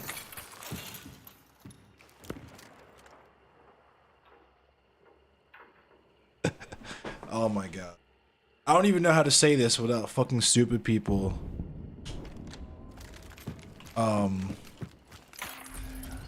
misinterpreting it like they always will. It's like, this is what's so funny to me about the quote unquote mixed people, read light-skinned black people. This is what's so funny to me about the whole I wasn't accepted thing. And it's like, yeah, neither were we, dumbass. Like, you think you're special because you experienced that? dark skinned black people also experience that shit too, though. And if you try to make the point about like growing up with like family members who would like call you the N-word and shit, and like, yeah, dog, you're literally my point. Fuck.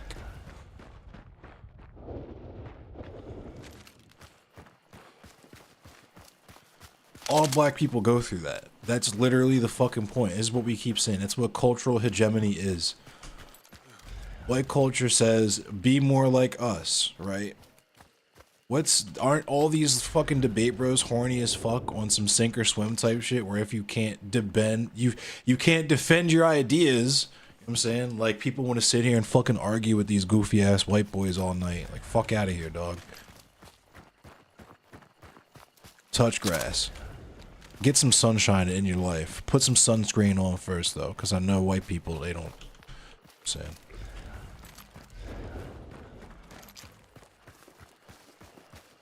Get yourself some toilet tissue and clean the mayo. Clean the mayonnaise from between your ears.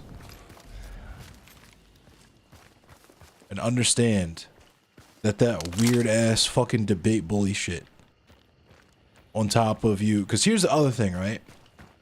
The other weird thing about just like criticizing the fuck out of black people, talking about their little experiences with white supremacy, and choosing our specific chosen black people who coon hard as fuck to be our representatives for all black people and what we should consider the baseline black experience, and thus who we choose to bully other black people based on, right? Is that if some shit was racist, how would you know?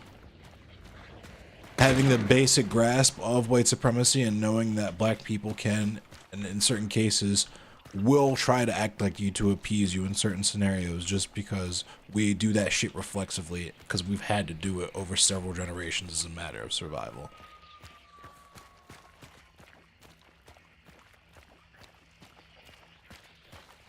This is what I mean by shit that makes white people comfortable. Like, you have literally made us beasts of burden for your comfort. That's what you literally bred us to be.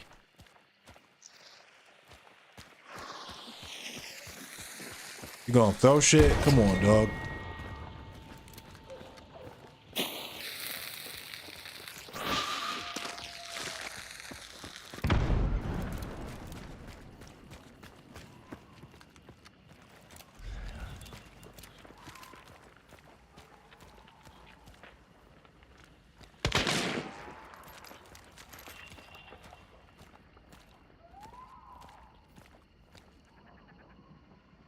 Gonna try and shoot me from a goofy ass spot.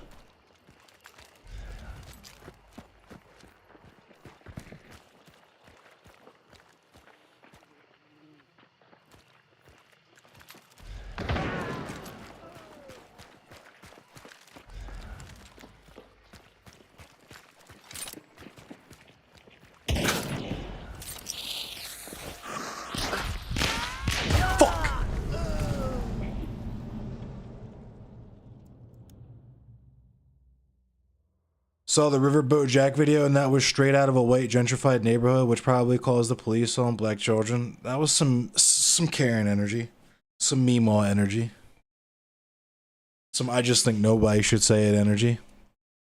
We in the Bayou, Pyro.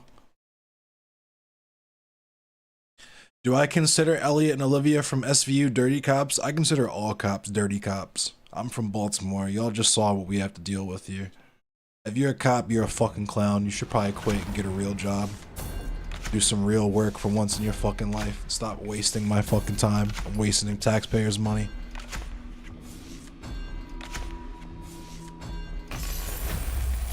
Stop living your life like a fucking coward.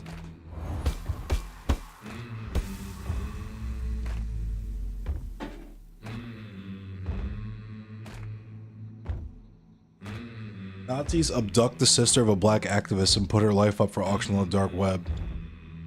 When the sister tries to fight back, the Nazis call her a feisty negress. Damn.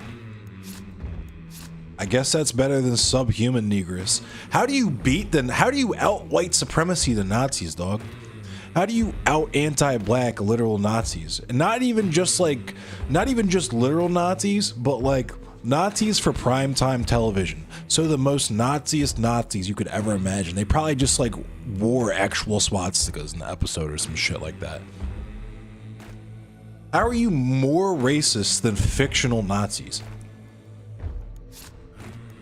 Impressive. That's probably why Vosh likes him so much.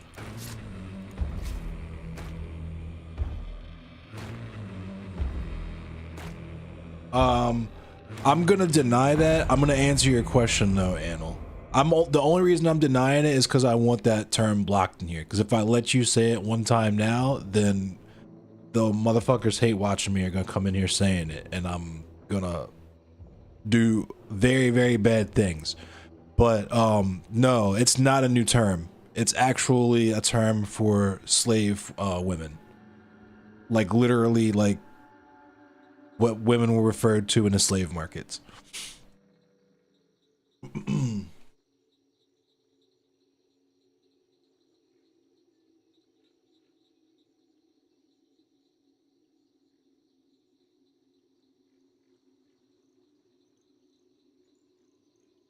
Yeah, I mean, you can guess what it means. It's kind of obvious. How the hell did they get that word on air? You can, I mean, and this is what I'm talking about with gatekeeping shit, right? If we could say it on the Boondocks, then you could have Nazis saying it in primetime television.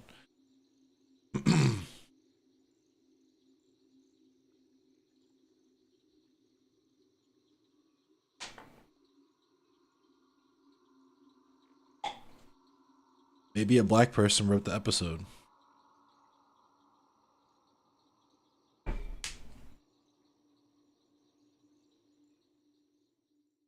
What neighborhood Shark grew up in to get the ideology so hard? Maybe his parents were more overt with him and he internalized. I don't think it's that. Like he grew up, he said his family was like in the military or whatever. So in that racial vacuum, you absorb and he probably went to decent schools. I went to decent schools. I was surrounded by white people. So he was probably surrounded by white people. And all those weird ass little white bullies in private schools who like to fucking put drugs in girls' drinks and shit. Saying they were just like, racism is funny. We find racism funny. He was like, yeah, I also find racism funny. I'm different. Please don't beat the fuck out of me. And that's just how it worked. I'm in quick play.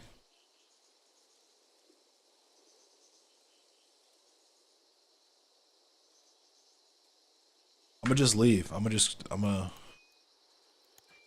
bounce. I'm in quick play anyway. Alright, I'm gonna jump in the Discord.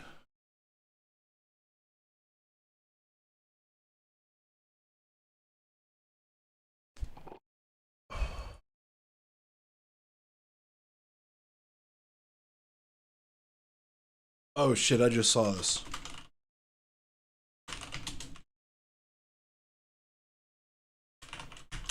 I'll look at that shit. Out of the Talworks sent the article I was trying to look at. Hell yeah. Despite promises of diversity, the Baltimore... Let me blow this shit up. Despite promises of diversity, the Baltimore region's major police departments remain overwhelmingly whiter than the communities they serve. As Baltimore County faces a federal lawsuit over a test for police applicants because more African Americans fail, and wonder why that is, it's not the only jurisdiction to struggle with recruiting non-white officers. A review by the Baltimore Sun found that minority groups are underrepresented among police officers in Baltimore City and Baltimore, Howard, and Anne Arundel counties. In Baltimore County, 80% of sworn police officers are white, while whites are just 57% of the county's overall population, according to census data. Similar disparities are found in other counties. In Howard County, where only a slim majority of residents are white, 78% of police officers are white. Anne Arundel's police force is 82% white, while the county is 68% white as a whole. Yeah, it's white out there. It's kind of wild out there. It's a different tax bracket. I can't afford to live out there, which is wild because I work out there, but you know. Baltimore City's police force is the most diverse in the region at 45% white, 40% African American, and 12% Hispanic. Why? Weird. But whites are still overrepresented compared with the city population, which is just 28% white and 63% African American. Our community deserves, and honestly, our police officers want a diverse department that's reflective of who we are and how we serve, said Baltimore County Police Chief Melissa Hyatt, who became the department's leader in June. Well, I mean, just like do that. You probably could just like do that, but you know. The U.S. Department of Justice sued Baltimore County last month, alleging that a test for police officer applicants the county used until recently was discriminatory. The test included material that's irrelevant to police work and had the effect of screening out some minority applicants, the lawsuit alleges. Uh-oh. Justice Department officials have declined to discuss their allegations further or explain what led to the lawsuit. Given the lack of diversity in other police departments, it is not clear why the federal agency focused on Baltimore County. As far back as 2012, federal officials were investigating hiring practices in Baltimore County's police and fire departments. 30 years before that, Baltimore County settled a lawsuit with the Justice Department charging discrimination against blacks and women in all county hiring. Alfred S. Titus Jr., associate professor at the John Jay College of Criminal Justice, that it's important for police departments to be as diverse as their communities. It leads to better relationships with the community and thus to better policing, he said. It's weird propaganda, but let's continue. When you have a police department that reflects the community, there are less conflicts, said Titus, a former New York City homicide detective. There are less civilian complaints because the police officers in the community usually have a better relationship and an easier time communicating. Titus noted that police departments face challenges in luring qualified young people into the profession, particularly given concerns nationally about the deaths of people of color, especially young black men, at the hands of police. They're not seen as a positive force, they're seen as a negative force, Titus said. He said, improving community relations can help departments not only in their crime-fighting efforts, but also in recruiting. One of the biggest things in just providing or creating a different image in policing, that it's a positive thing and they're here to help, Titus said. Police departments in the region say they have adjusted their recruiting strategies and some of their hiring procedures in hopes of persuading people of color to apply.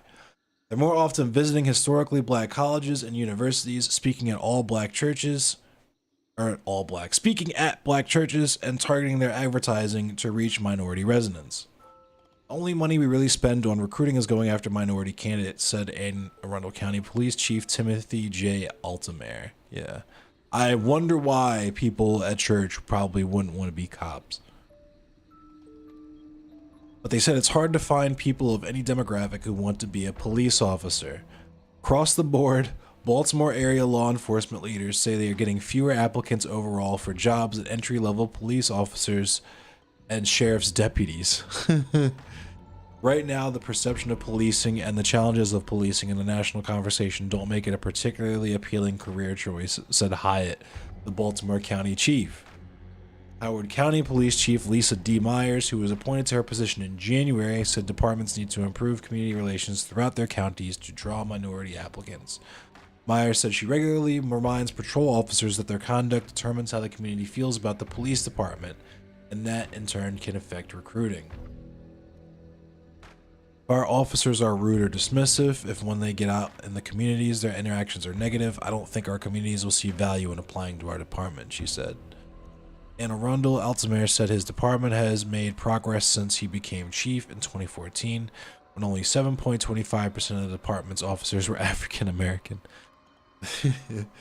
That's climbed to nearly, Jesus Christ, dude. That's climbed to nearly 14%, but still shy of the county's overall African American population of 18%. Altamere said he still struggles to recruit Hispanic and Asian American applicants. On Tuesday, he appointed a Latino liaison officer he hopes can build relationships in Anne Arundel's Latino communities. but he says he's at a loss in trying to recruit applicants from the county's growing Korean American. The bottom line is we've got to keep moving that gauge towards being reflective of the community, Altamere said. In Baltimore County, Hyatt said she's reviewing the full recruiting and hiring process, and the county has pledged not to use the test the Department of Justice found to be a problem. More changes could be coming. The department's recruiters are trying some new tactics, setting up a booth at the Towson Town Center Mall once a month and partnering with Planet Fitness gyms, hoping to reach a diverse crowd that's interested in physical fitness. Baltimore State Police are grappling with a shortage of hundreds of patrol officers that officials say has made it difficult to stem the city's relentless violence. The city since April 2017 has been operating under a consent decree reached after a Justice Department investigation found that officers routinely made unconstitutional stops, searches, and arrests disproportionately affecting African Americans. Under the decree, the department must demonstrate that it is carrying out a recruitment plan to attract and keep minorities and women.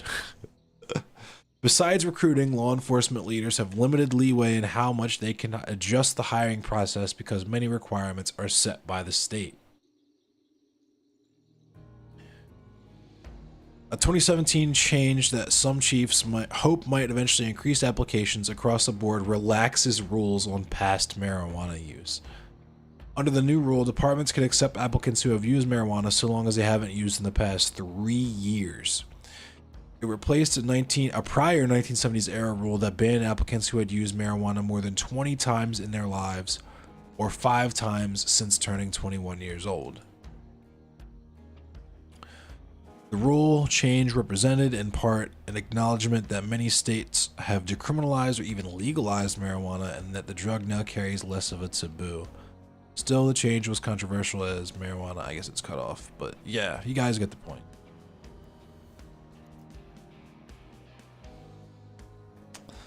Yeah, it's different. It's real different. Yo. Yo. Who that? Howard Landon. Oh shit, Howard Landon. They're trying to fucking if you want to, like, here's how to imagine the police properly. Like, here's how to imagine the entire organization of the police, like what they are and how they operate. Imagine like the Pilgrims, right? When like the Pilgrims first landed here. This is gonna be like the baby, like Disney, like America elementary school Howard, explanation. These balls right? landed on your chin.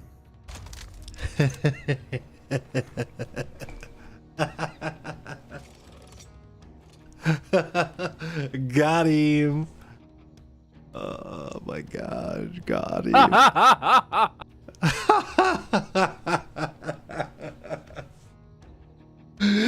Got him. Oh my goodness. It's been a minute. It's been a minute since we got someone with the Howard Landon. So yeah, imagine them, and they just landed in America, and they're like surrounded by Indians, and they're like, all right, how are we gonna get all these Indians the fuck out of here, or make them slaves, or just like kill them so we can take their shit? They're trying to figure it out, right? So they're like, all right, we can't just like murder the fuck out of them all the time. We gotta chill for a minute, but like, we need people to be able to talk to them on our behalf. And then those people are like, yeah, hopefully we can make deals and they'll stop fucking killing us. We could chill for a minute and try to work some shit out, but they just use you to fuck your people over. That's kind of how the police work. That's what the police are.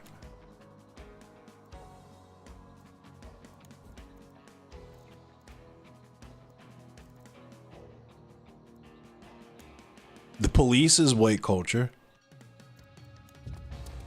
Not just calling them, but like being them.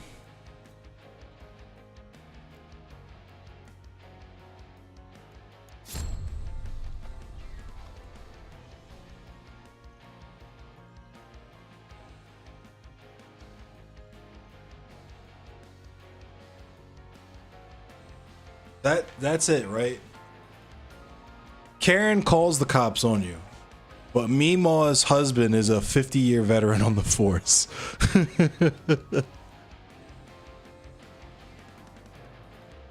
People. Pep. Peepaw.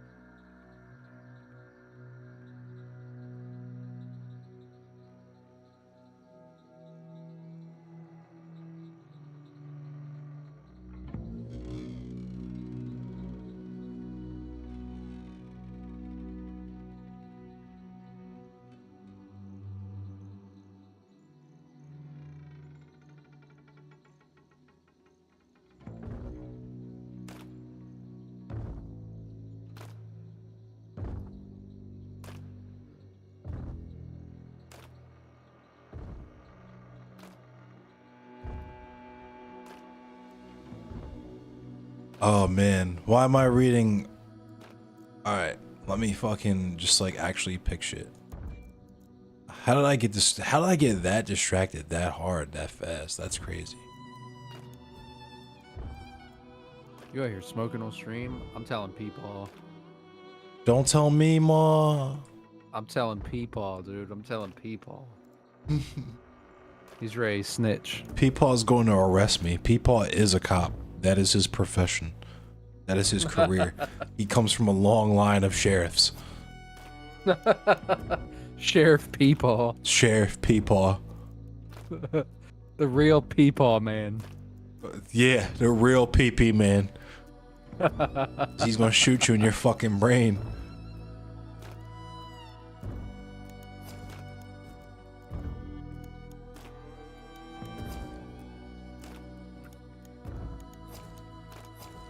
They got any sick leggies on up? Never mind. Fuck them French ass. Yo, fuck French people. This is a francophobic channel. Blame the Francoids. Joe really hates baguettes for no reason. The Francoids. I'm calling them that. The Francoid Yakubians. I'm getting banned. Cancelled. These crazy ass slurs.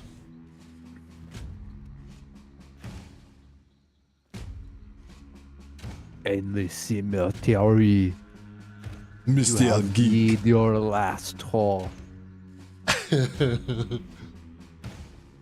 Pre-evolutionary France straight up had a caste system with racial violence too. I believe it.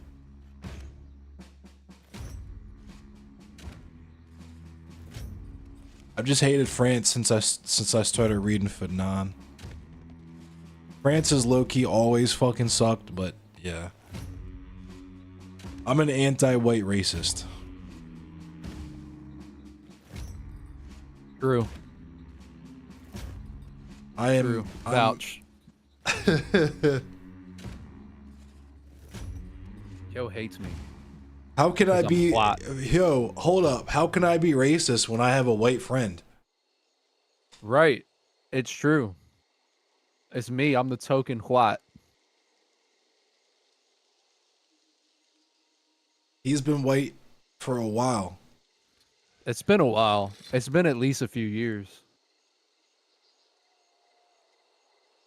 I was white for a minute too.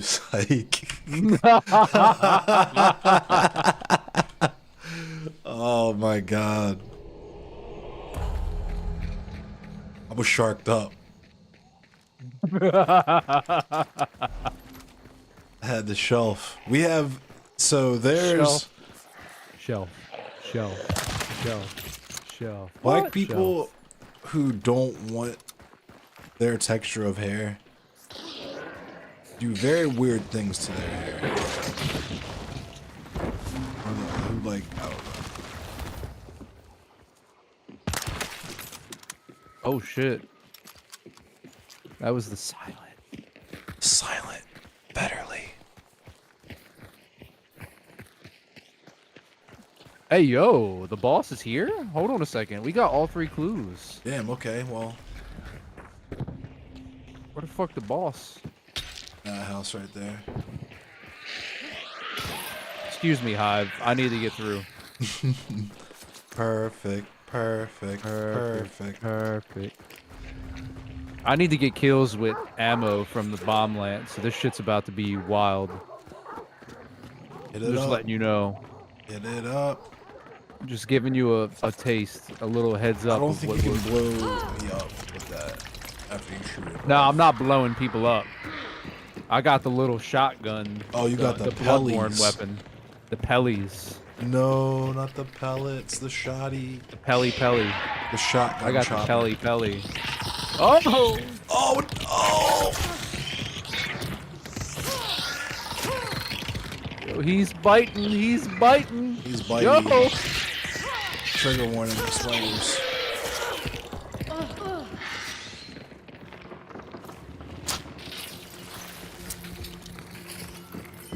Spiders. Guider. Damn, listen to his little. Listen to the pitter little patter of feet. Spidey feet. Just hella. I just hear hella pitter patter. MBB! MBB! MBB!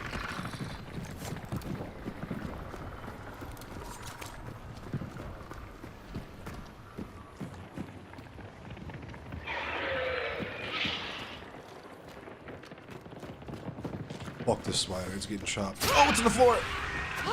Oh, did I kill it? Oh, it's glitched out. Oh, Where'd I you kill glitched it out. Where the fuck is it at?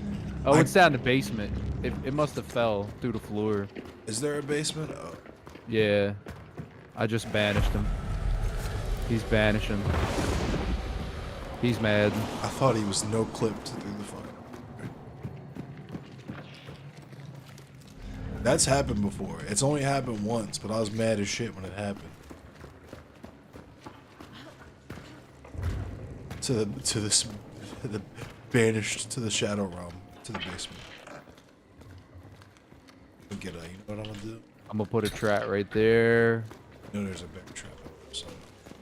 You gotta be careful where I'm putting my traps. I know. in, though, I'm 'cause gonna actually pay attention to the traps now. Kuma was kind of cooking me on my trap placement the other night. He was like, "Yo," Kuma was straight up just picking my shits up and moving them. He said, "Nah, this is trash. I'm moving this." Hey, it's cash register, right? Got the bread for you. Bucks. Bucks.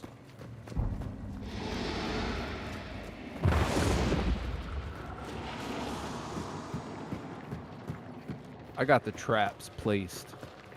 Placement of the traps. Now I gotta hit somebody with these pellets. They're on the way too. They're definitely on the way. They're ready to catch this pellet. They're gonna be mad as shit when they see me with this bomb lands and just see hella pellets. They're like, all right, I just have to stay out of range of the chop, sir. I got the launchable chop.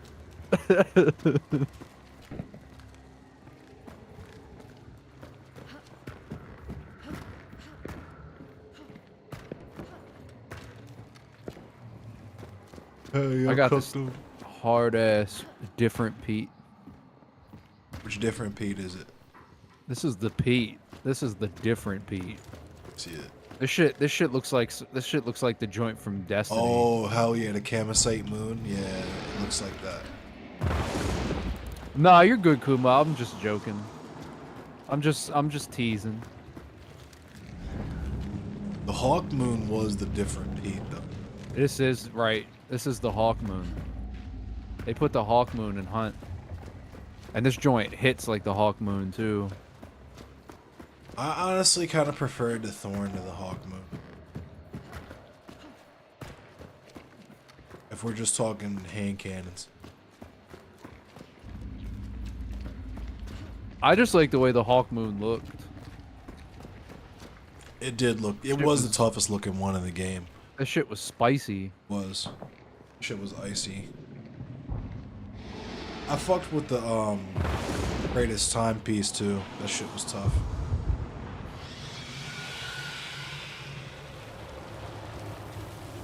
That was the original Pete though. I got the pistol Pete, I got the pistol Pete, I got the pistol Right, Pete, I got the pistol Pete, I got the pistol Pete, I got the pistol Pete, I got the pistol Pete. When they dropped the Pete, that was like... And we were hype on that shit for all of 2 weeks. Right.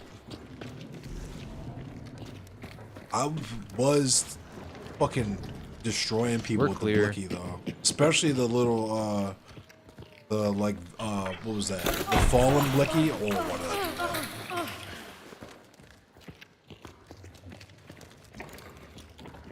I told you gotta watch my traps. I don't know why I did that shit. Because I watched you place that trap too.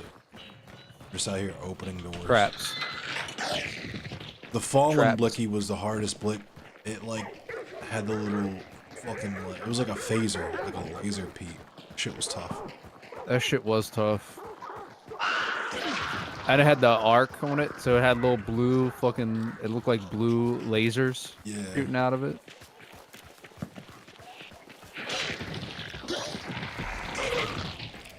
I'm just serving up hella chops. That You new get a Monarchy assault rifle was my. It's like nah, the Scholar was my favorite gun out of all I had in the game, other than Gallahorn, actually. Or the corrective measure. I feel like the corrective measure. Corrective measure, probably. The corrective measure was fun for PvP. Yeah. Because they nerfed, you know, they nerfed all them fucking guns in the PvE. Yeah, Them shits were all trash. My dumbass got the Helm of Innermost Light before I got the Gallahorn. got the Gallahorn 2 weeks before we stopped playing the game. You felt dumb, goofy. I felt after that stupid shit. as fuck, dog. You could have got that shit. I got that shit ASAP. I got that shit the first time. Well, I mean, my intention, I guess, was pure, because I was like, I'm going to be the Bubble Titan. I'm going to play defensively. I need as much, because I didn't know how the game worked. I was like, I thought it was low-key kind of like Warframe, like I was building up a fucking Frost Prime, you know what I mean? I was like, I'm just going to stack in the defense, and that's an armor piece, so that should boost my defense. Goofiest legendary in the game. And you got hella of them shits too. I got a million of those fucking things. I couldn't stop getting them after that first one. I would get mad because I had like 4 of them.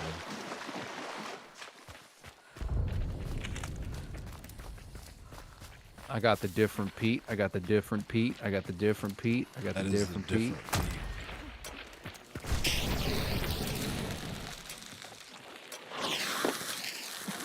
Oh shit. Rocked him with it. Damn, playoff Flacco with the fucking smoke bomb.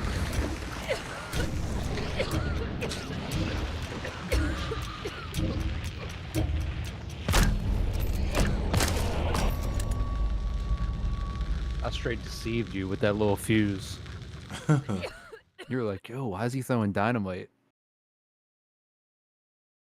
Solar juice.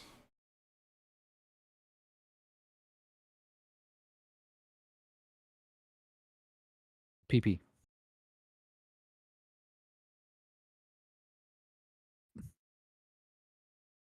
We're just, it's just It's the, different. I don't know, Kuma. I'm playing It's just different. different, I guess. Built different. It's like, nah. Just a good night, I guess. Guess we're just having a good night.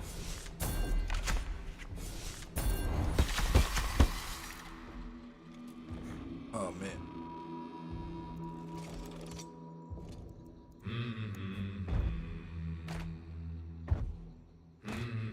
Gotta chase the smoke, that's true. When you go looking for the smoke will find you.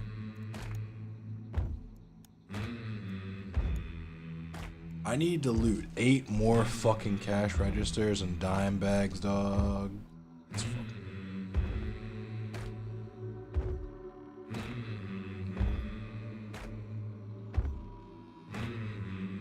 I wish I was better at the game too, Kuma. I do. I'll be wishing. I wish I was better at the game too, but then I remember at least I'm not out here getting fucking clapped by ads in the fucking middle of the game.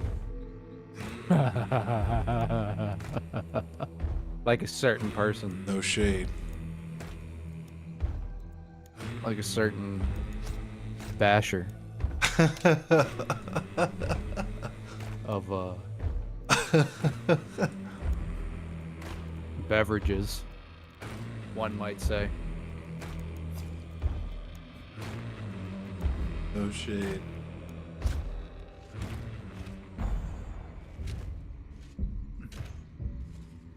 Yo, where the fuck is Mario Kuma, dude? But Kuma has homework to do. Big dog, big bear.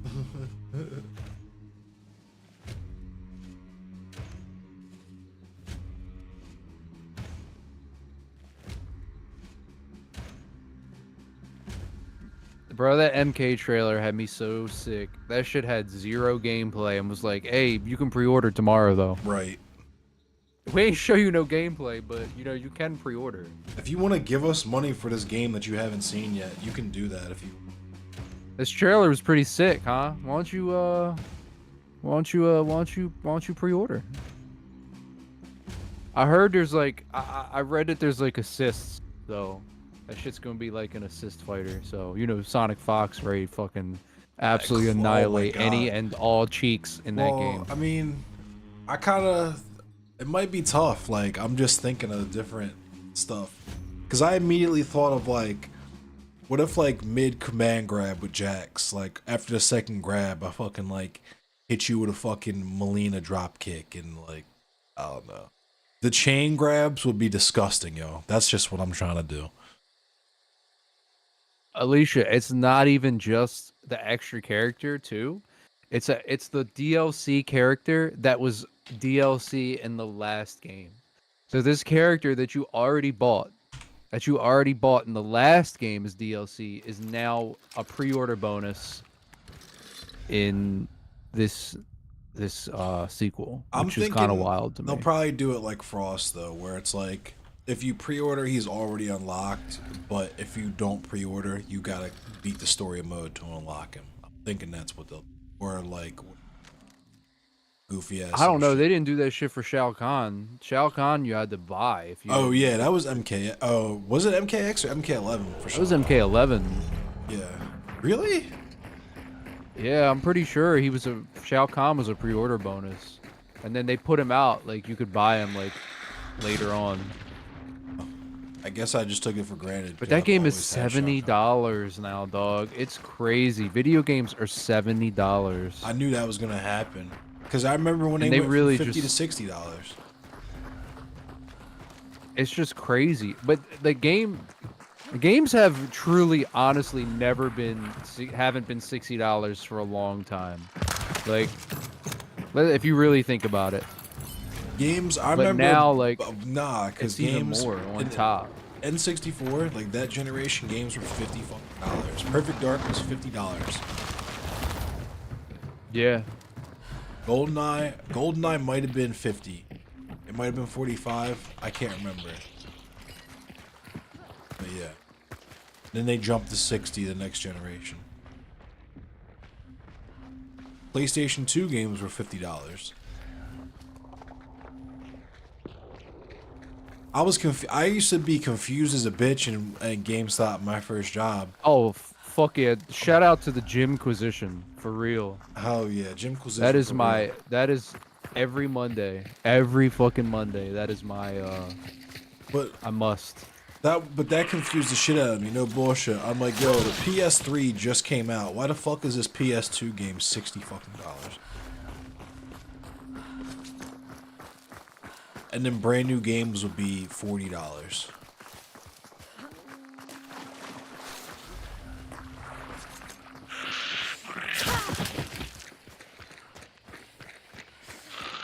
What if they still made last generation ports? Live service. I want to play the 360 port of Ghost Runner. Oh.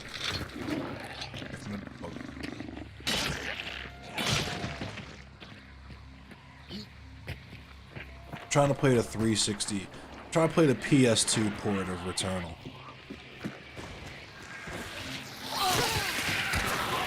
Oh my god, bees! Oh, he's right there. Oh my god, I got the bees. I can't see. Oh, I hit him with the different Pete. Could not get a good Oh my god, I shot. can't see. was Oh aiming my for the god, I'm brain. still poisoned.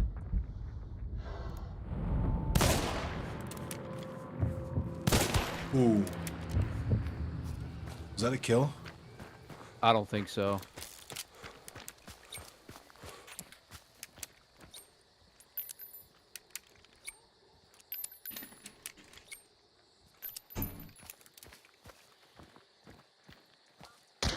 Oh.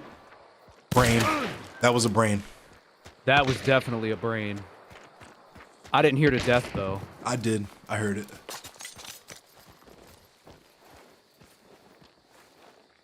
Oh, you getting close?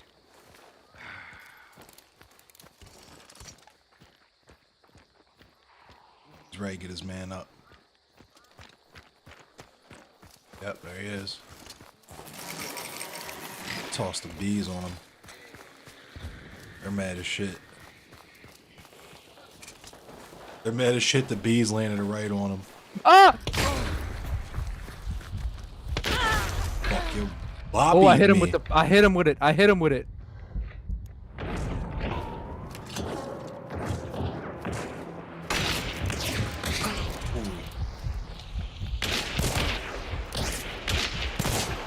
The Bees are ready to bees! finish him. He's mad. The bees are on him.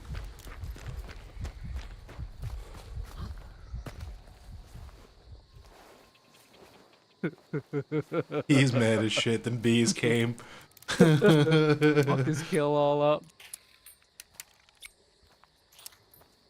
He was scared as shit though. He thought he was about to die.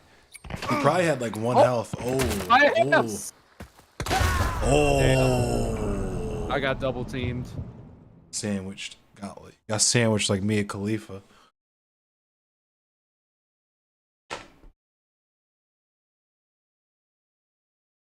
I can't believe none of them shots hit him in the head. That shit's crazy, dude.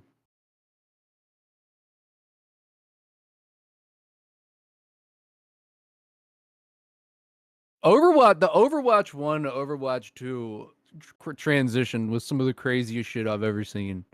They really dropped a whole other game just so that they could redo the monetization. And that's crazy to me.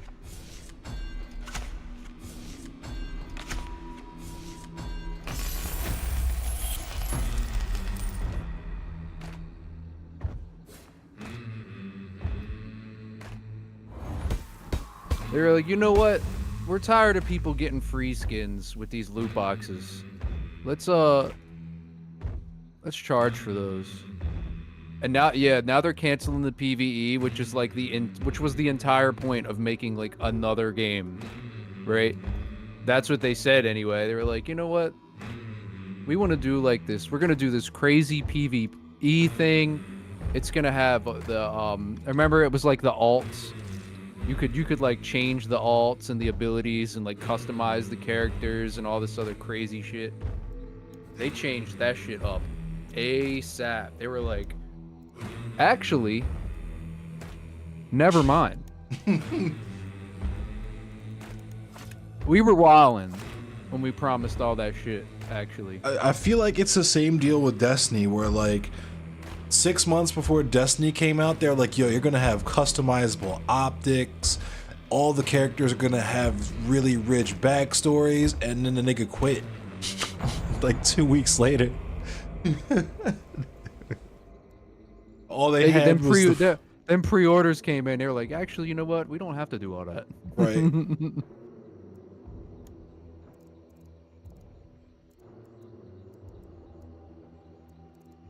What perks do?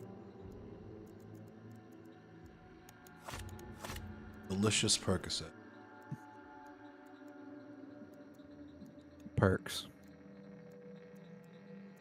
Yeah, that's what it was. As soon as they started selling all them battle passes, they were like, damn, people are buying this shit. We don't need to do that PvE bullshit. We can just keep. We're good. And it's crazy. What's crazy about their the battle pass that Blizzard put out too, is it is like the only that a Rogue Company did it too, but we all know that's a dog shit game. Yeah, That but a goes bunch of without saying. people, they didn't have a bunch of walkouts though. Hella people quit Activision Blizzard. Hella Yeah. people quit. But their battle pass is like the only battle pass where if you finish it, you don't get the next one free. Like you pretty much you have to buy it, and then you have to unlock everything, and then you still have to buy the next one. So you have to buy it, play the game hella long, just to buy the next one. At least when I was grinding out the Apex Battle Pass that I got, I knew that I was gonna get the next one free, and I've been riding that $10. I've been riding the fuck out that $10. You definitely have. And at least like at the end, I was like, well, I'd save myself $10 because I'm gonna get the next one for free. But Activision Blizzard was like, nah, free? Free? You had enough free when you were leveling up and unlocking loot boxes. You had enough free.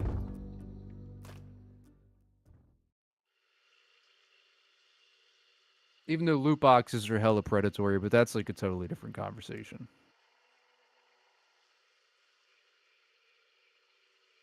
Completely different conversation.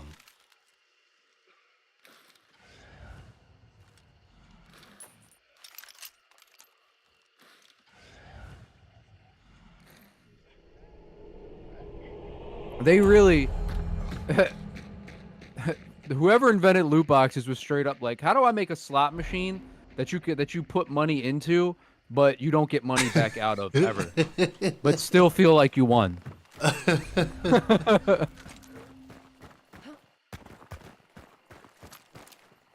I hit the dog. You did too.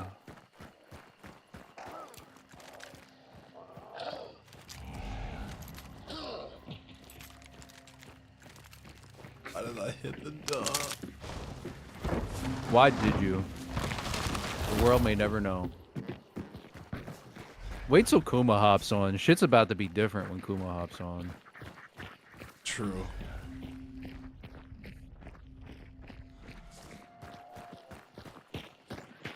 I wish I could have PP man that other guy. I thought I was gonna PP man his one friend.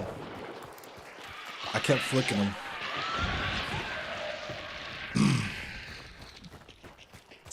I PP man the fuck out of that third person the other night, where I was like looking at them and then just picked the gun up and shot him real quick and then turned around. Kuma didn't even know they were dead yet. I don't even know what the Destiny 2 Battle Pass or season. I don't even know what that shit's like. That shit's so silly. That shit's still like $60 fucking dollars, dog. That's why I dropped off Destiny 2 before that shit even came out. Like, I wanted to get back into it just because I know so many people who still play it, but there's no fucking way I'm paying $60 to play a game that I already bought 6 fucking years ago. That's what I'm saying, dog. Destiny just becomes like a money pit. And it'd be different, like, it'd be different if you could still play the game without getting the new stuff. But, like, once you don't get the new stuff, you're kind of locked out. You know what I mean? Like, it was like that in Destiny 1 anyway. You remember how, like, you're just completely locked out of everything? Can't do the Nightfalls. You can't do the fucking raid. Or you can do the old raid, but the old raid, the rewards don't update. You still get the same. I remember we went and played Vaulted Glass for the hell of it, and we were getting ascendant energies and shit. Them shits weren't even valid anymore. Right. Like, you couldn't do nothing. Oh my god, the clue's red. So I'm saying people here. Roof. PP PP man! man. Oh my god! The scoped PP man!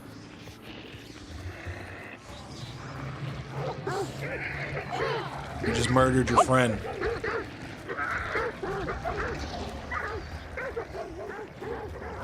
The clue's white. Up, the clue's red.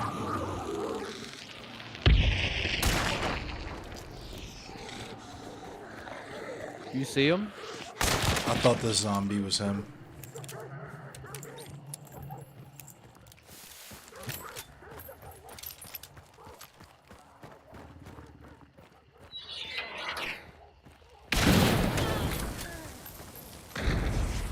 You get him? Yeah. There's a PP man. Yo, we PP'd both of those dudes. We did too. Thanks for the slate. You had the dragon's breaths. Let me get these. That was tough.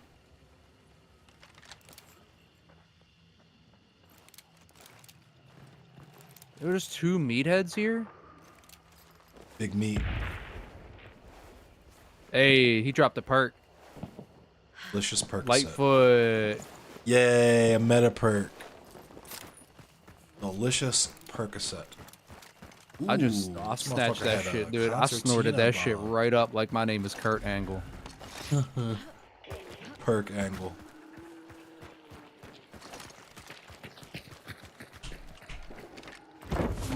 Sniff a perk.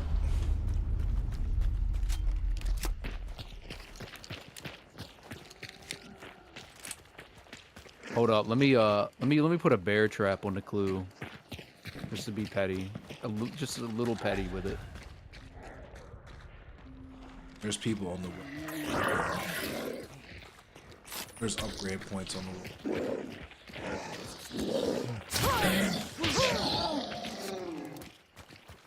I got this fucking chopstick. There's a saddlebag right here. Saddle. Damn, there was $150 hunt in that shit. We gotta get the fuck out of here. Damn, you took all the loot. I That was need only them. 50 for me. I need them dollars. What up, I need fat? I need them big dollars.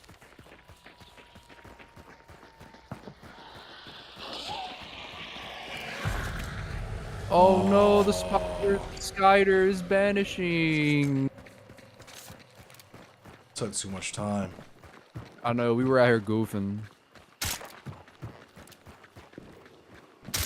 Hey, look, it's a finder's fee, Fat. It's a finder's fee.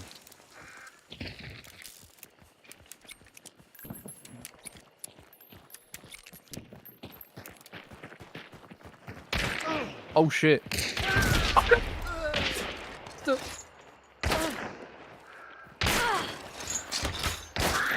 Hold that. Oh, he's mad.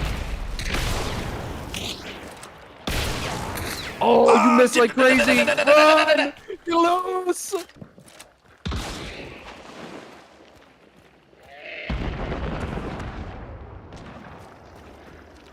He's right there! You got him! Fuck! I missed. I can't believe I missed. Yo, that was crazy.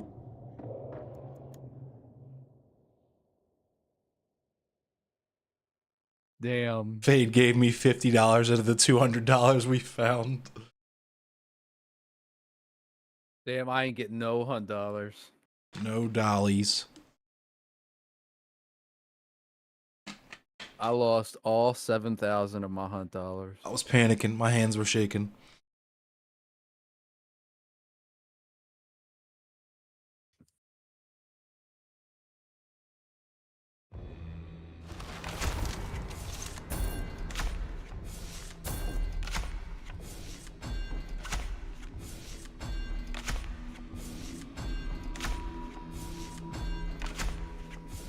Now I gotta go get another expensive ass loadout so I can get this bullshit.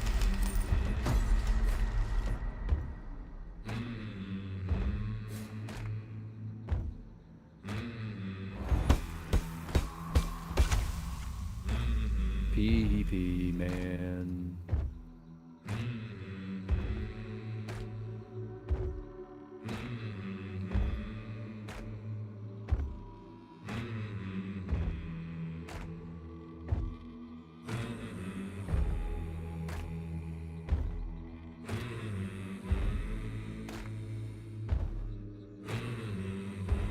Kuma's out here capping like he's doing homework and shit.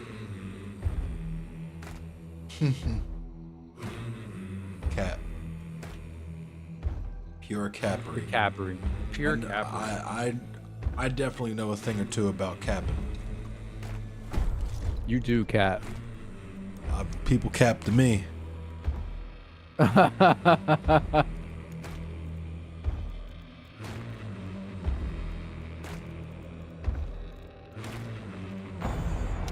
Why are you capping? Why the fuck are you capping? Stop the cap. capping. Stop the cap.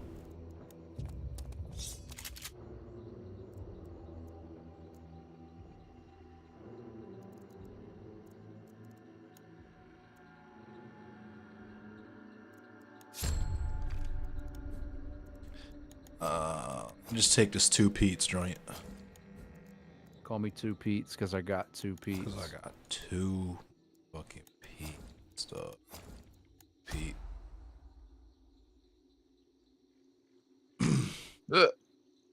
There was that one character I had. His name literally was 2 Pete's. Or it was like 2 pistols or whatever it was. He had 2 Pete's.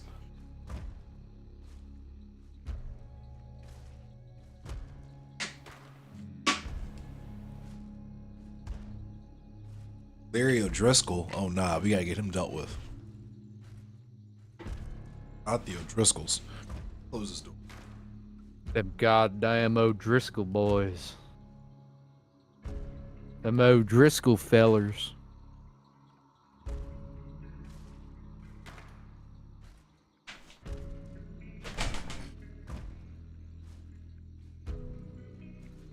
I definitely need new headphones.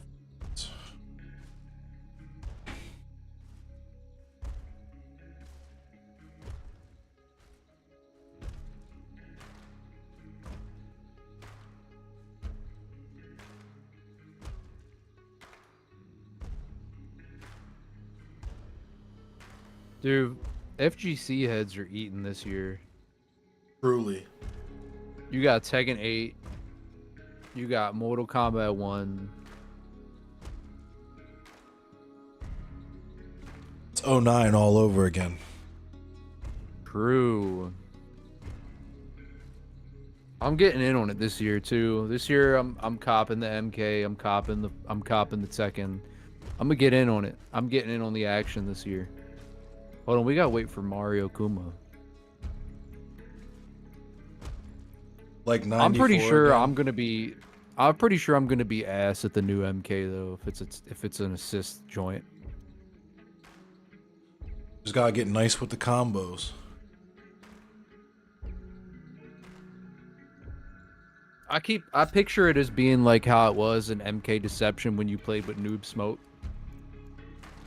I'm just thinking of Marvel vs. Capcom 2 style of just like mid combo. You can press a button to call them in to do a special move or something to basically for a combo extender, charge you some bar for it.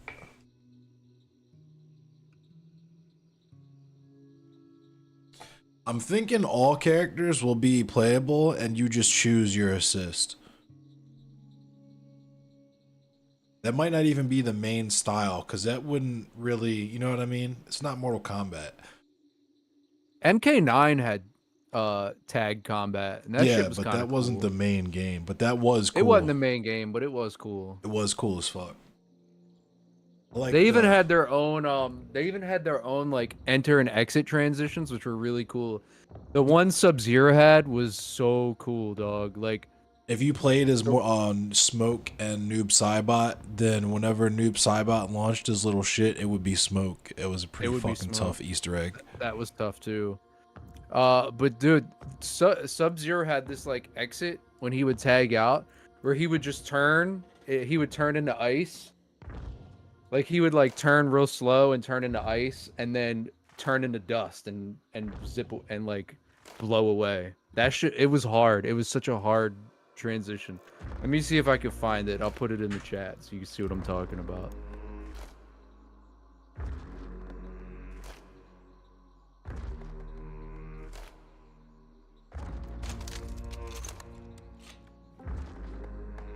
The DLC made sure to separate the combat pack editions and the DLC cameo editions. That's good.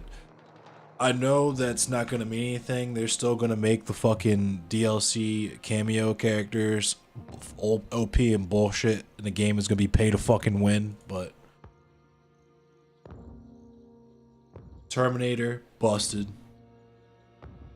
RoboCop, busted. Only one clappable is Rambo.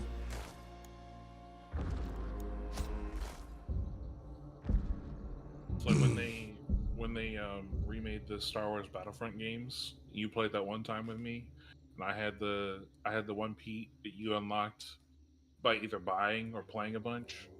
This is a fucking core memory. I like the Star Wars Battlefront games, but the DLC for Star Wars Battlefront 1 did fuck it up. We were just having this conversation the other day, Kuma. You stay putting me on to the fire-ass games. I was not even pressed about that game. You made me play that shit with you and Ahmad. That shit was low-key fire. I remember the first time I ever played Battlefront on the PS2. I was fucking blown away. That's how I felt. I'm like, damn, they put all this on a PS2? That game was tough. Shang Tsung was DLC too, yeah.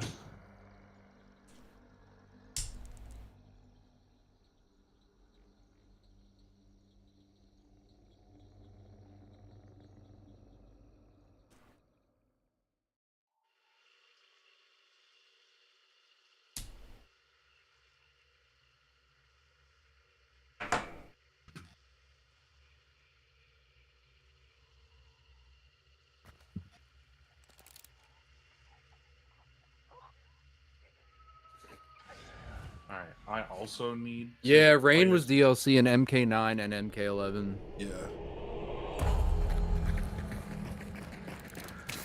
Busted.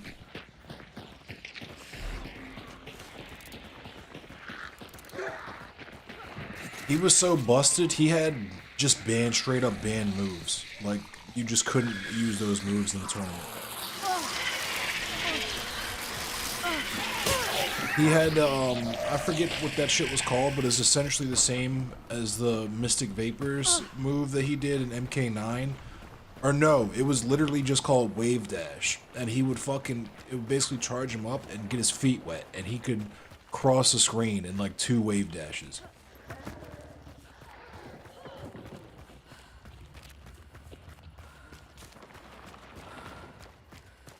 Go north. I'm mad they didn't use Hiroyuki Tagawa's face for Shang Tsung again. I mean, at least they did it in this game. It'll be a skin. It'll be a skin. I'm sure. Oop, gator trap.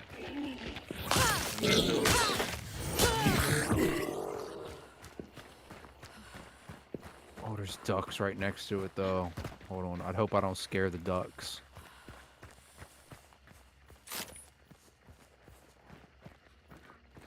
Yo, be careful, don't scare the ducks.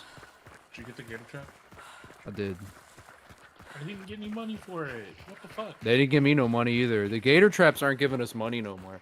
Did you see the shit I posted though in the Discord and in the that shit is they're talking about the crocodile being added. Yeah. Ooh. Or the alligator or whatever the fuck is going to be added, but it's going to be a new monster or a new boss, and I'm kind of excited if it's a new boss. Well, Fett, I saw on their Instagram, they posted it was like a picture, like looking out from a crocodile's mouth, because you could see like all the teeth, or the alligator's mouth, so you could see all the teeth and stuff, and it was a hunter like aiming at it, shooting the gun. And it was like, something lurks in the bayou, coming soon. And I was like, oh shit.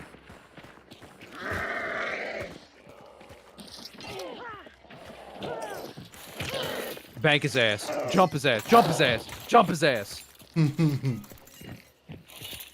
Oh, do the A-Town stomp. Do the A-Town stomp. Okay, let's get across the water and go north again. Maybe north. I don't know if we should go northwest or northeast though.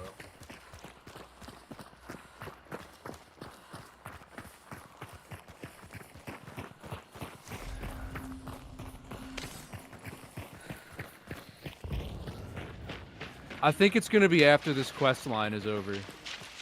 So once this quest line ends, I think that's when it'll drop. Gator trap. I know, I see it. I'm going to go get it. Gotta go get it. I gotta go get it. I'm about to slurp it. I gotta go get it. I gotta.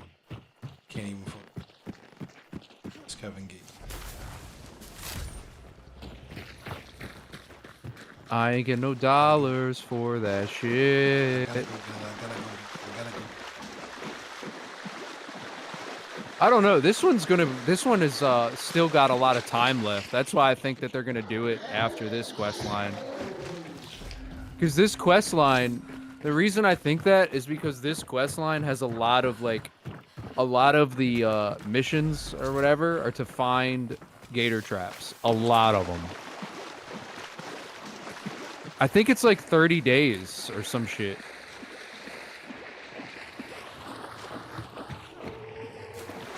We did the scrap beak one for a minute where you had to kill crows and all that. I think the clue's red. It is red. It's puppies. Go to clues red.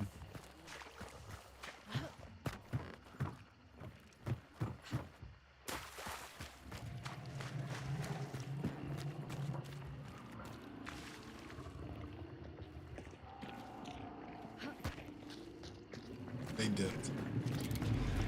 Oh, they came back.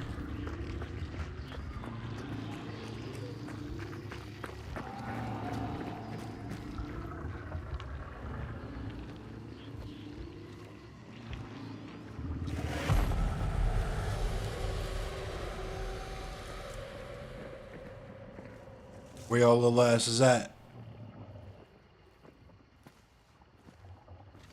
Damn it, we should have gone northeast.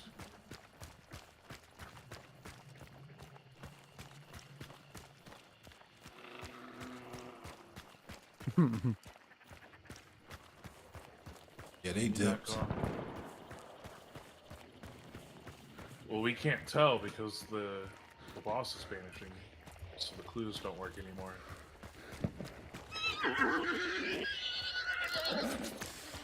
Shut your stupid ass up. We need to cross the water again. We need to go east to get to the boss.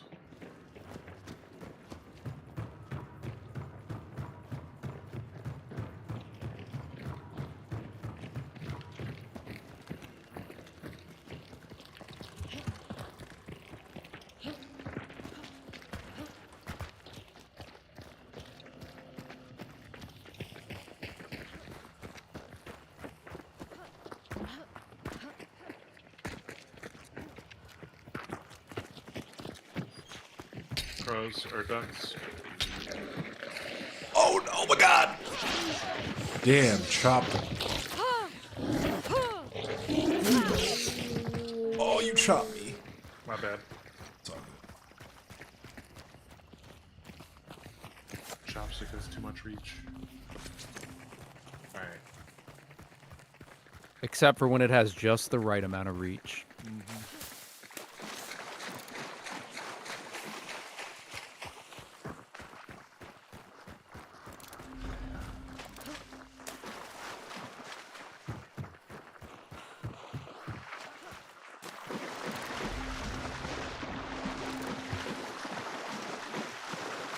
Ooh, watch out, there's ducks. Yeah.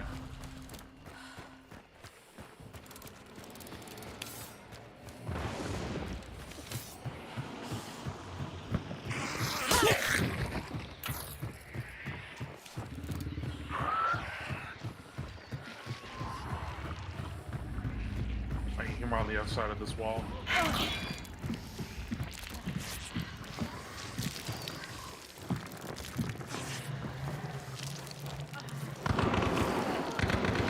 Oh Off shit! toe. That's an off toe.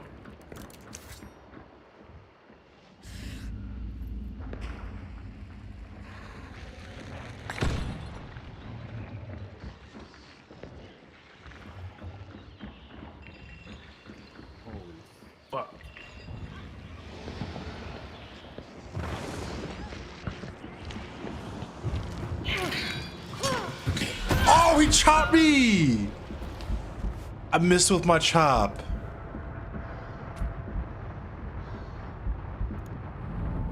He's got a chopstick in there. He's got a chopstick in there. Good night, John.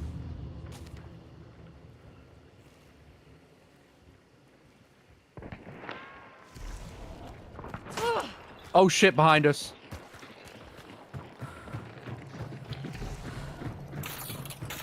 You're inside already, Endless? Yeah. Oh shit, behind us.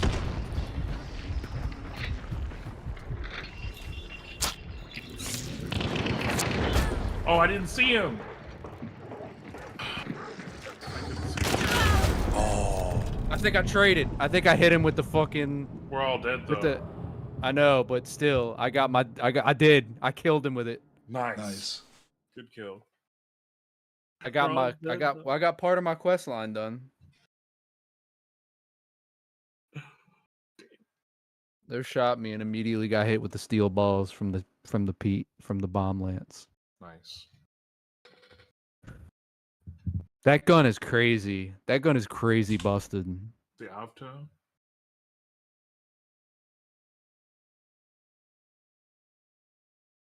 Because I agree. If you're talking about the Avto, I agree. Hell yeah, I clapped that dude's whole health bar.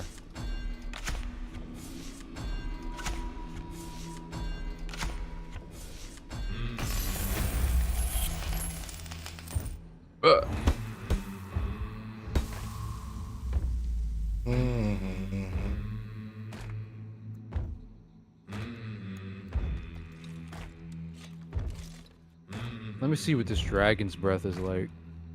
That's what I'm using. It seemed pretty nice when I used it.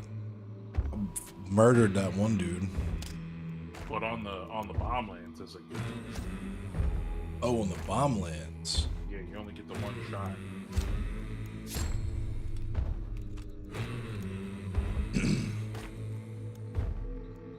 It's got to set them instantly on fire. It's got to, It does. right? It does. Yeah, it does. 100% it does.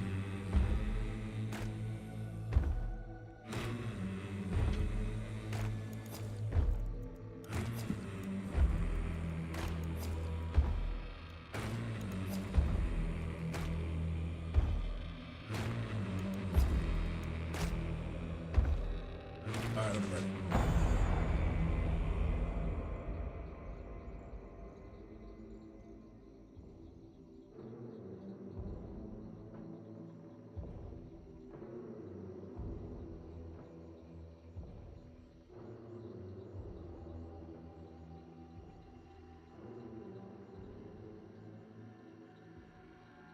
Hell yeah. Hell yeah, brother. PP. I'm gonna get really close to the mic and talk into it like this. It's that time again. If we die this ASMR. game, I have to prestige. Uh-oh. It's that time again. PP, man.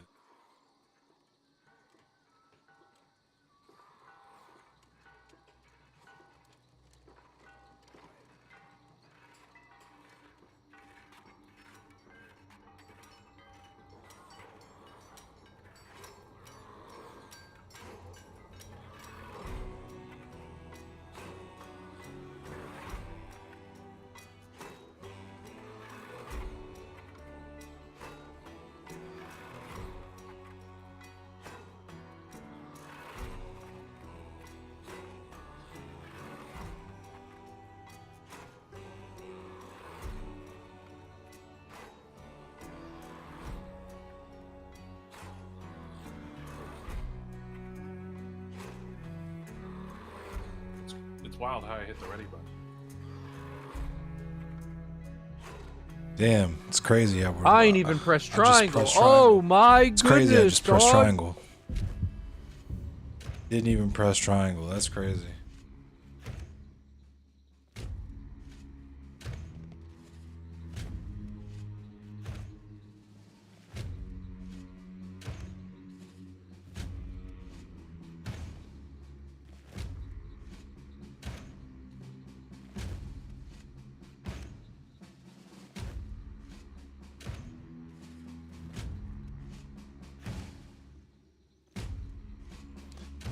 Triangle.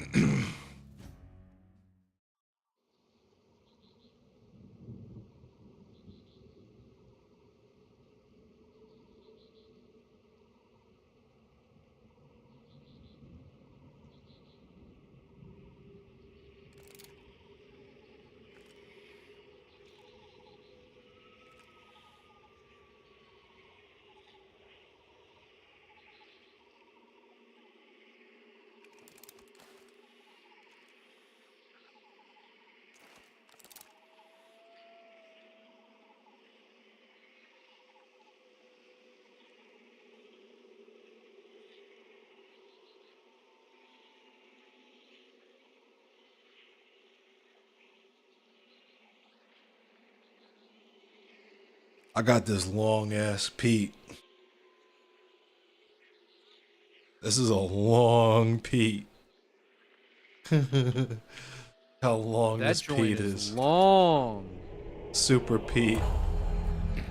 Is that the Lamap Carbine? Yeah. I really enjoy that gun. The long Pete. I enjoy the long Pete as well. Especially with the shotgun. It's way more effective.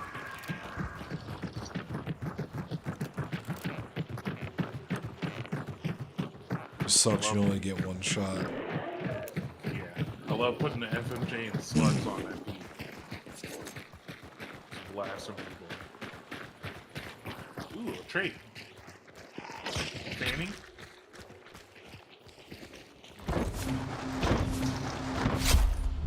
Does that work with the long Pete? Nah. I don't think it's... I don't think that's how that works. My other gun is an officer.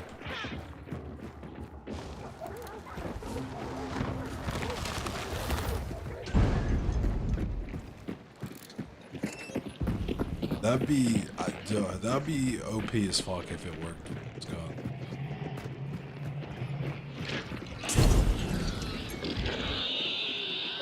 He's mad. Made Big Meat mad. Oh, he's mad.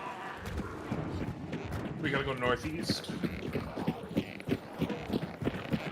I heard people killing ads close to us.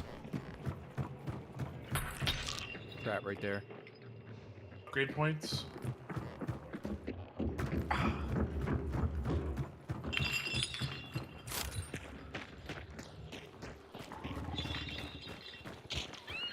Wow.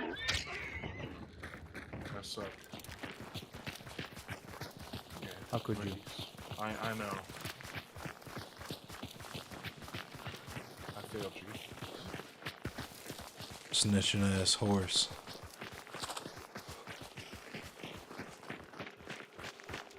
Fuck with snitching.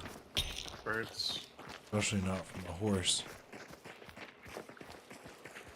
I don't got no time to conversate, bitch. I'm snitching. Alright, Meemaw. Meemaw from the internet. Peepaw. And Peepaw. Meemaw.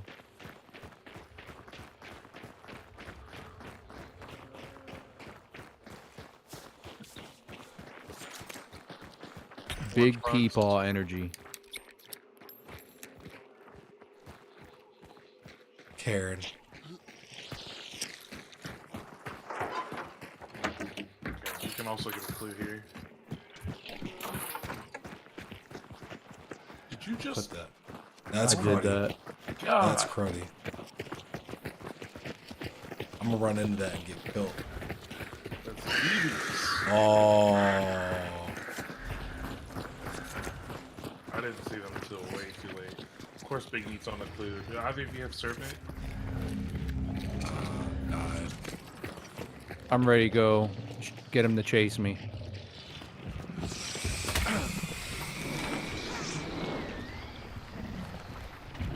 Oh no, he's chasing me because I'm poisoned. It's Big Meat. Here he comes. I got the clue.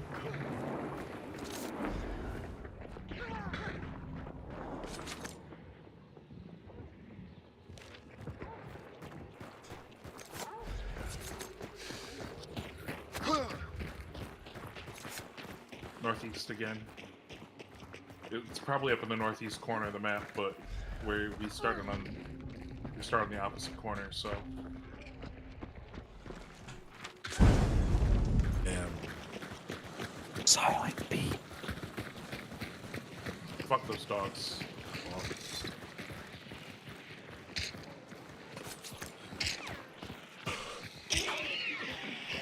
Horse.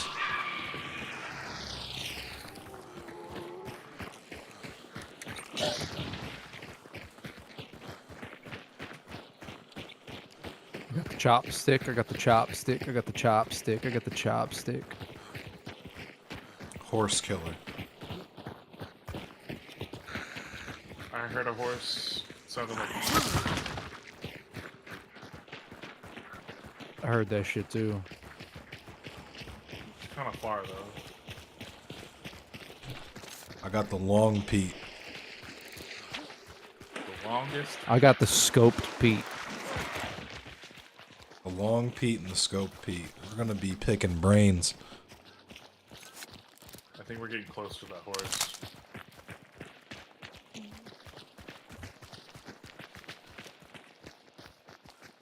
I see them before they see me. Long blick.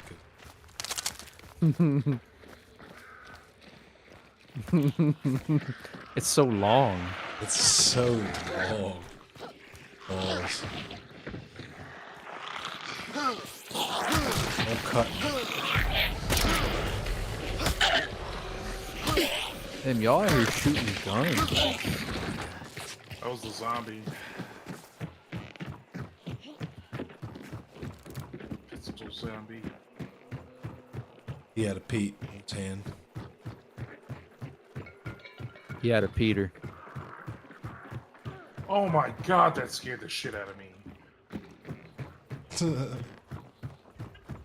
Alright, let's get the clue from here and keep moving.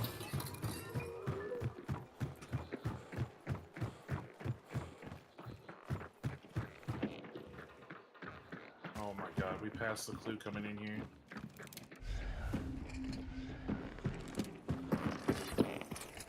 Oh, Claudie. Hook. Come on.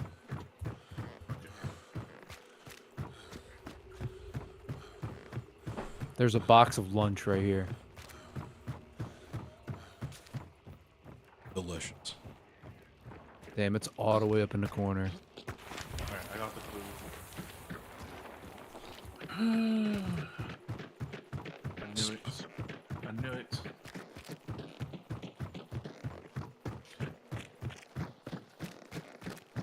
Watch that shit before.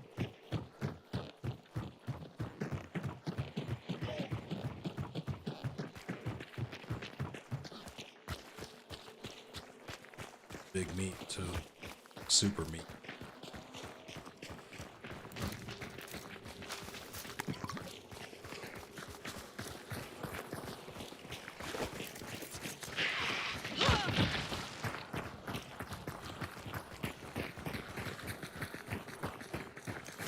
Big super meat.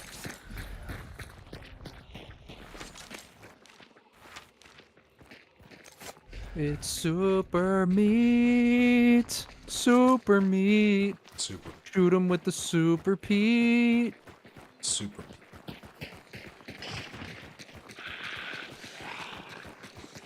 Chop. Someone's been here. Oh, some of these boxes have been looted already. Yep. Whoever they are, they're definitely getting their greasy PC.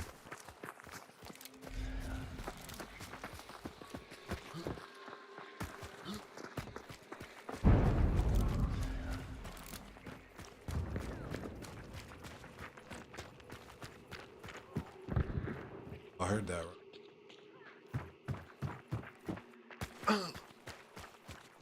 So I just heard somebody melee.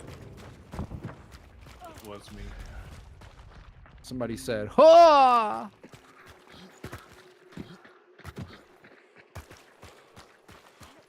Yeah, my character's got to be hardcore in this game. Some of the skill jumps, I'll be wow. They vanished. Banish. There's crows dead in front of me. I don't want to alert them. I don't want to upset them. I don't want to make them feel some type of way.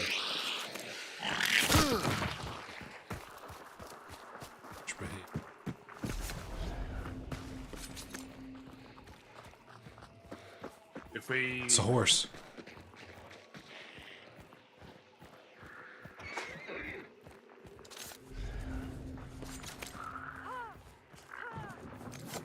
Let's go to the east side of the compound so we block their extract. East side. West side. I hear him in there too. Oh shit, they're in there. F in there.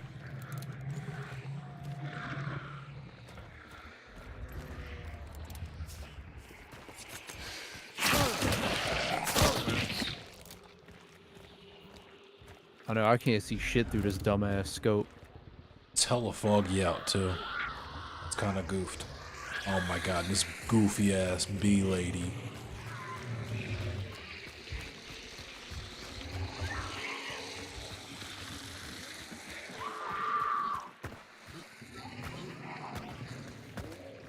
Damn, that was a wild lag spike. I rubber banded all the way across the shits. That was crazy. I haven't seen that kind of shit since I played on dial-up. That was a mean lag spike. I shot the door. In his... shot that. In the Scooby. The Scoobert. I'm trying to get closer. They ain't trying to peek out the windows or nothing. Scoobert Doobert the third. Oh my god, there's an immolator over here too. Let me get the immolator. I'm not trying to have... What's that? I'm not trying to have no ads fuck me up in the middle of this fight. I'm trying to start a band just called Live Action Scooby-Doo.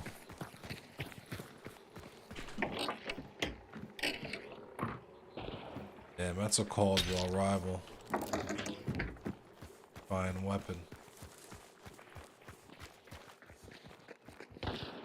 But there's a mighty fine shotgun, if I do say so myself.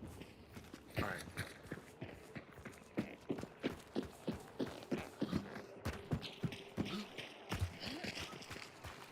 I want this fucking bounty.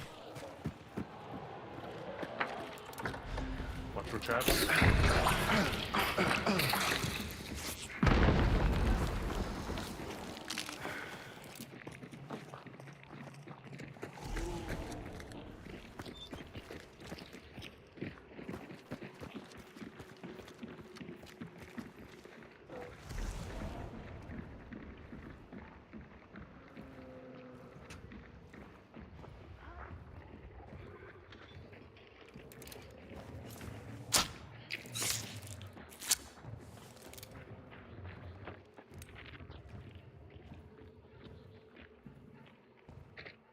Put a trap right there.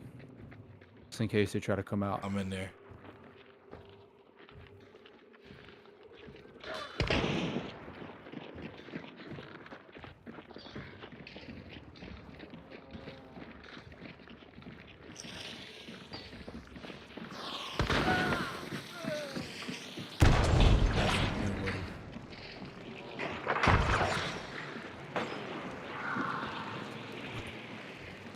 not going in that way. Bet we aren't. Oh! I didn't even hear that shit. I did not even hear it. Stop my bleeding. I didn't hear the frag bomb. I did not hear it. I don't know why I couldn't hear it. Them shits are loud as fuck. Yeah, they are. Just covers ghost songs. Live action Scooby-Doo. I didn't have my cheat hearing on. That's probably why. I tried to one-man band that fucking team like I normally do. Sometimes. Normally, sometimes. I was gonna say. Oh wow. I got killed by a fucking bomb, dude. That's the worst. Yep. It's a wild looking feel for sure.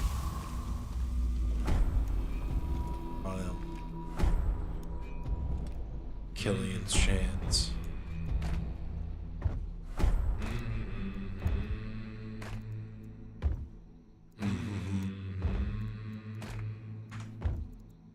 And I'm running out of hunt dollars. I have 162 hunt dollars. I'm trying to see if there's anything I can sell to buy another fucking bomb lance. I don't think there is. I think I need prestige. I got 10 bands. I might as well go ahead and get expensive hunter.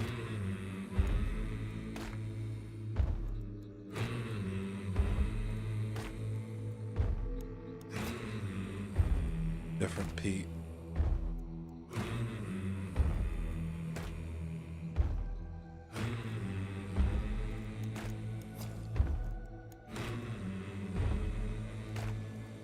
Oh my god, I had 2 guns I could sell.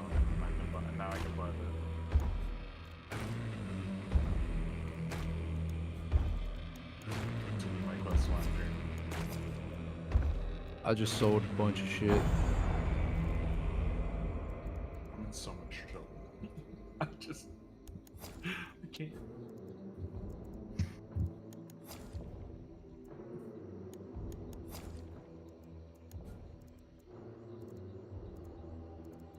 Purchase failed. What? No, I can't buy a fucking med kit. I'm too broke to buy a med kit. Damn. It's broke. Hold on. What can I do? What can I sell? I don't have anything to sell. Damn, capitalism he hits us even in hunt. It's crazy. I think I have another hunter with a loadout that I can sell. My man is selling hunters out here. Holy fuck. Selling negresses. Oh nah, you ready to get banned? Oh, I know we're about to win this next one because this character I'm playing as, her last name is Howard. Howard Landon? Lisa Howard.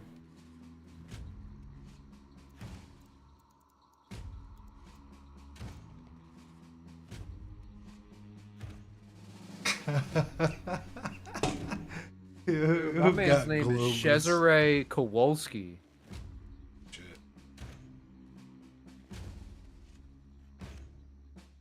Oh god. So that shit was Cooked him.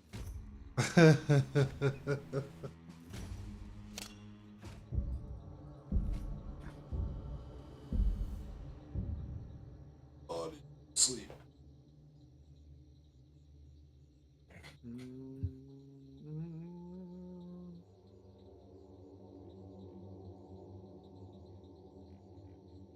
So what?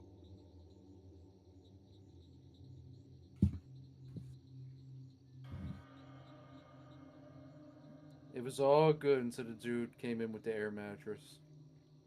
Not even. I feel like it was a very rapid change.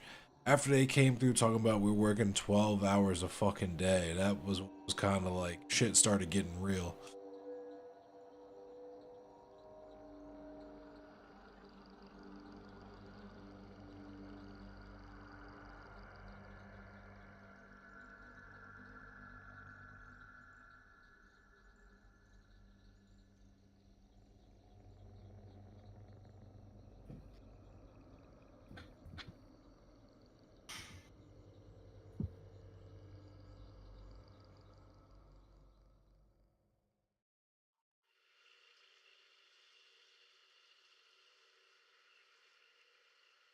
Oogie Geige.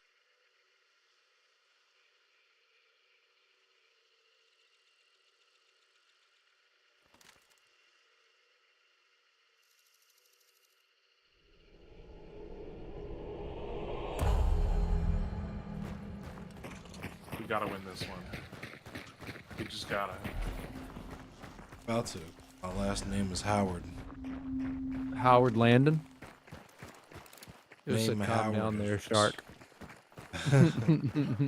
Name. Oh, burbs, burbs, burbs. The name Howard is just so powerful.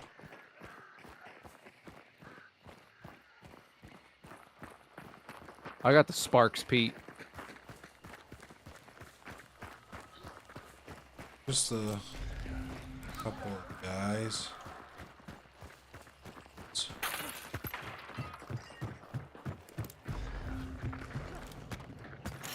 When there's puppers.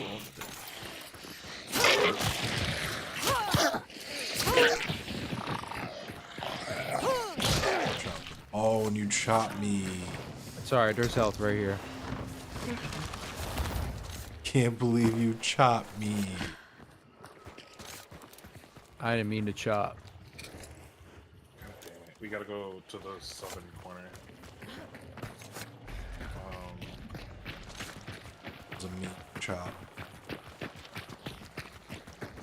He didn't even say sorry. He was just like, "There's health here. You're fine." I mean, chop, chop, chop, chop, chop, chop. Get chopped. Chop, chop, chop, chop, chop.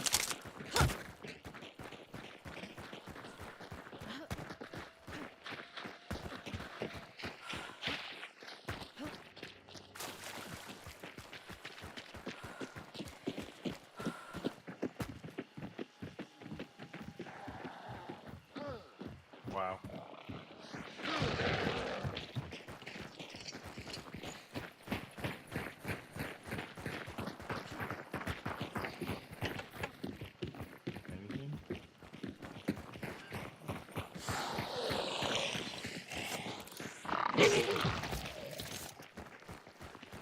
Zombies out here being all loud and shit.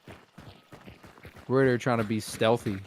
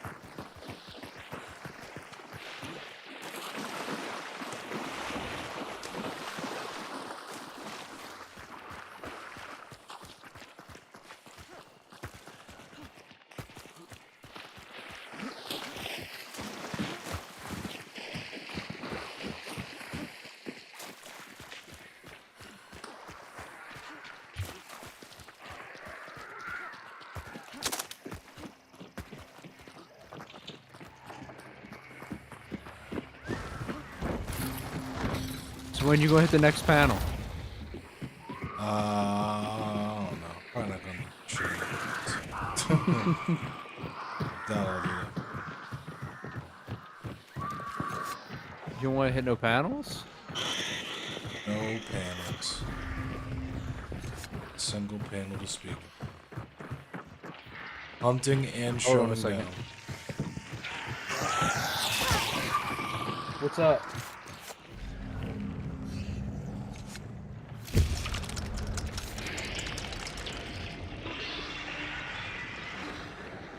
Panelless cemetery. Oh my god, why would you cut me like this? Oh my god, why would you burn me like this?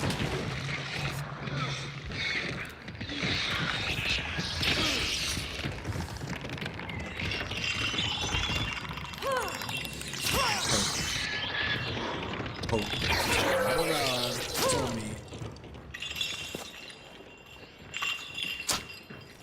There's a cash register in here too.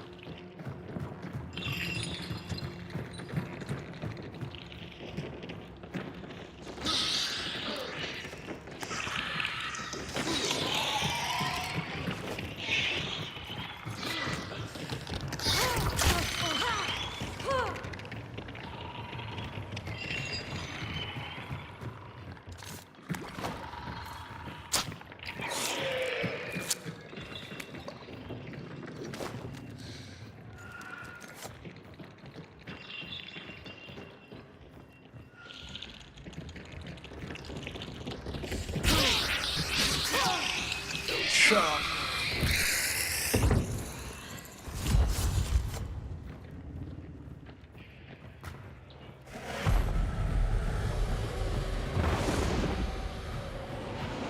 Cash register. I think Fade got it.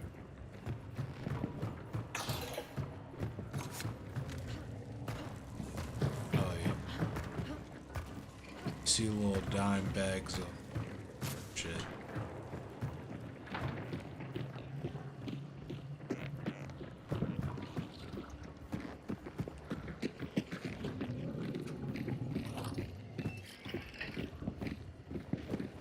Actually, I'm gonna leave that on.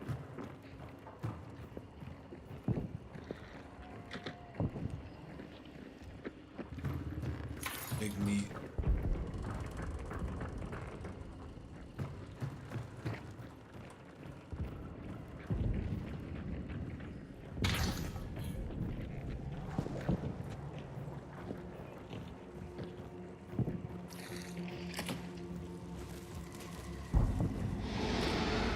Alright. This window will set you on fire if you go near it, so stay away. Fade, you understand me? It's not even fucking with. The door next to that window will also set fire on you. It's if you not go even near it. fucking with. Just Don't you open up that window.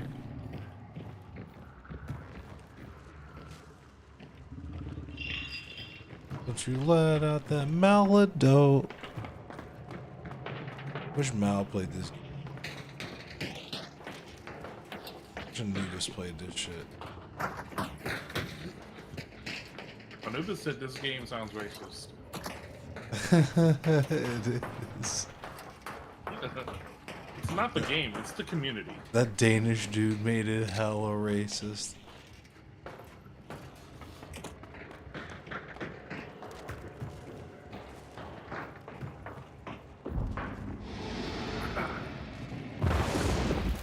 Man said, "Hi, I'm from Denmark. Time to be racist."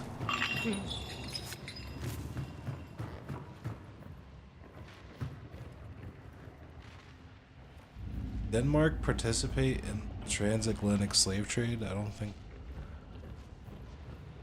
He's probably why he was so horny to do it. He was like, Right. My people didn't get to engage in the racism. My ancestors failed me. I missed out.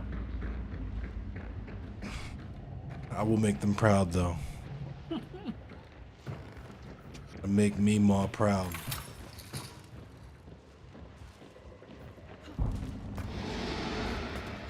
I wonder what the Danish word for Meemaw is. What do we call it, grandma?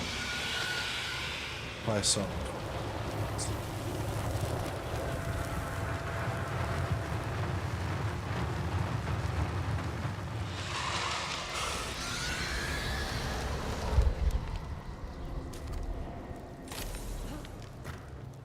You want the bounty, Fade? Fade, are you muted? Big muted. You can take it. Okay.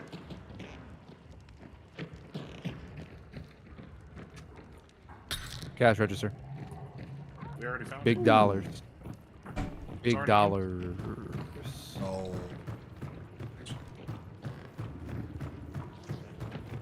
Alright, do we get out or do we go for the other bounty?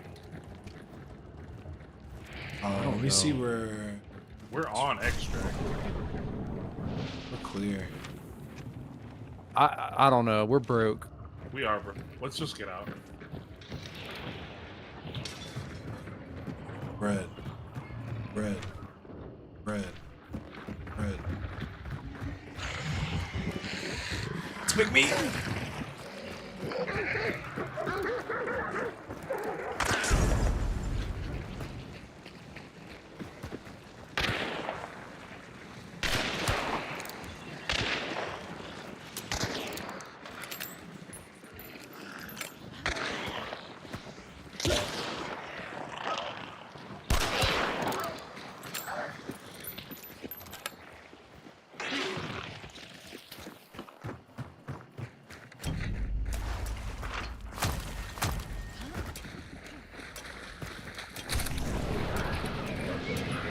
Oh no!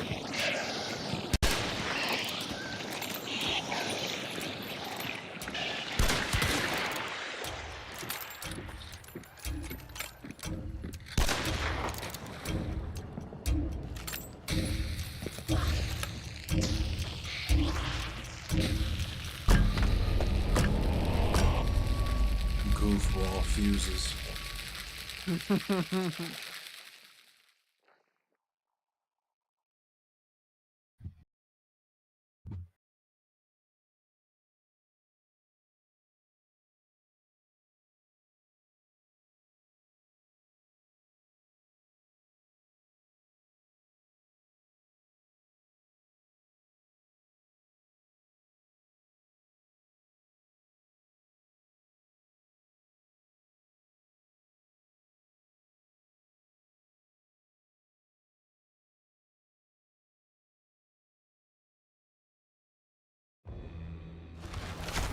I'm ready to pass the fuck out.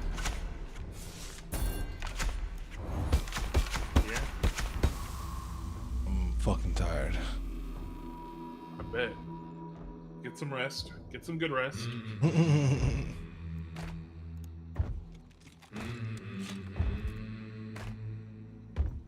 Alright.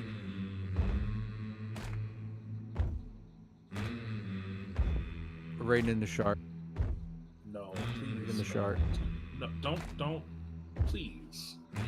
Let's raid into Joe Lewis because they're being goofy in Joe Lewis's chat. That ain't shark. I'm trying to go to sharks. Shit. Is Shark even live? He's not even live. Why are you trying to instigate shit, Fade? I'm just joking. I'm just. He's goofy. Why are you trying to start shit? Shark is goofy. Alright. Good night, y'all. Have a good night. I'm gonna talk shit about Dylan Burke.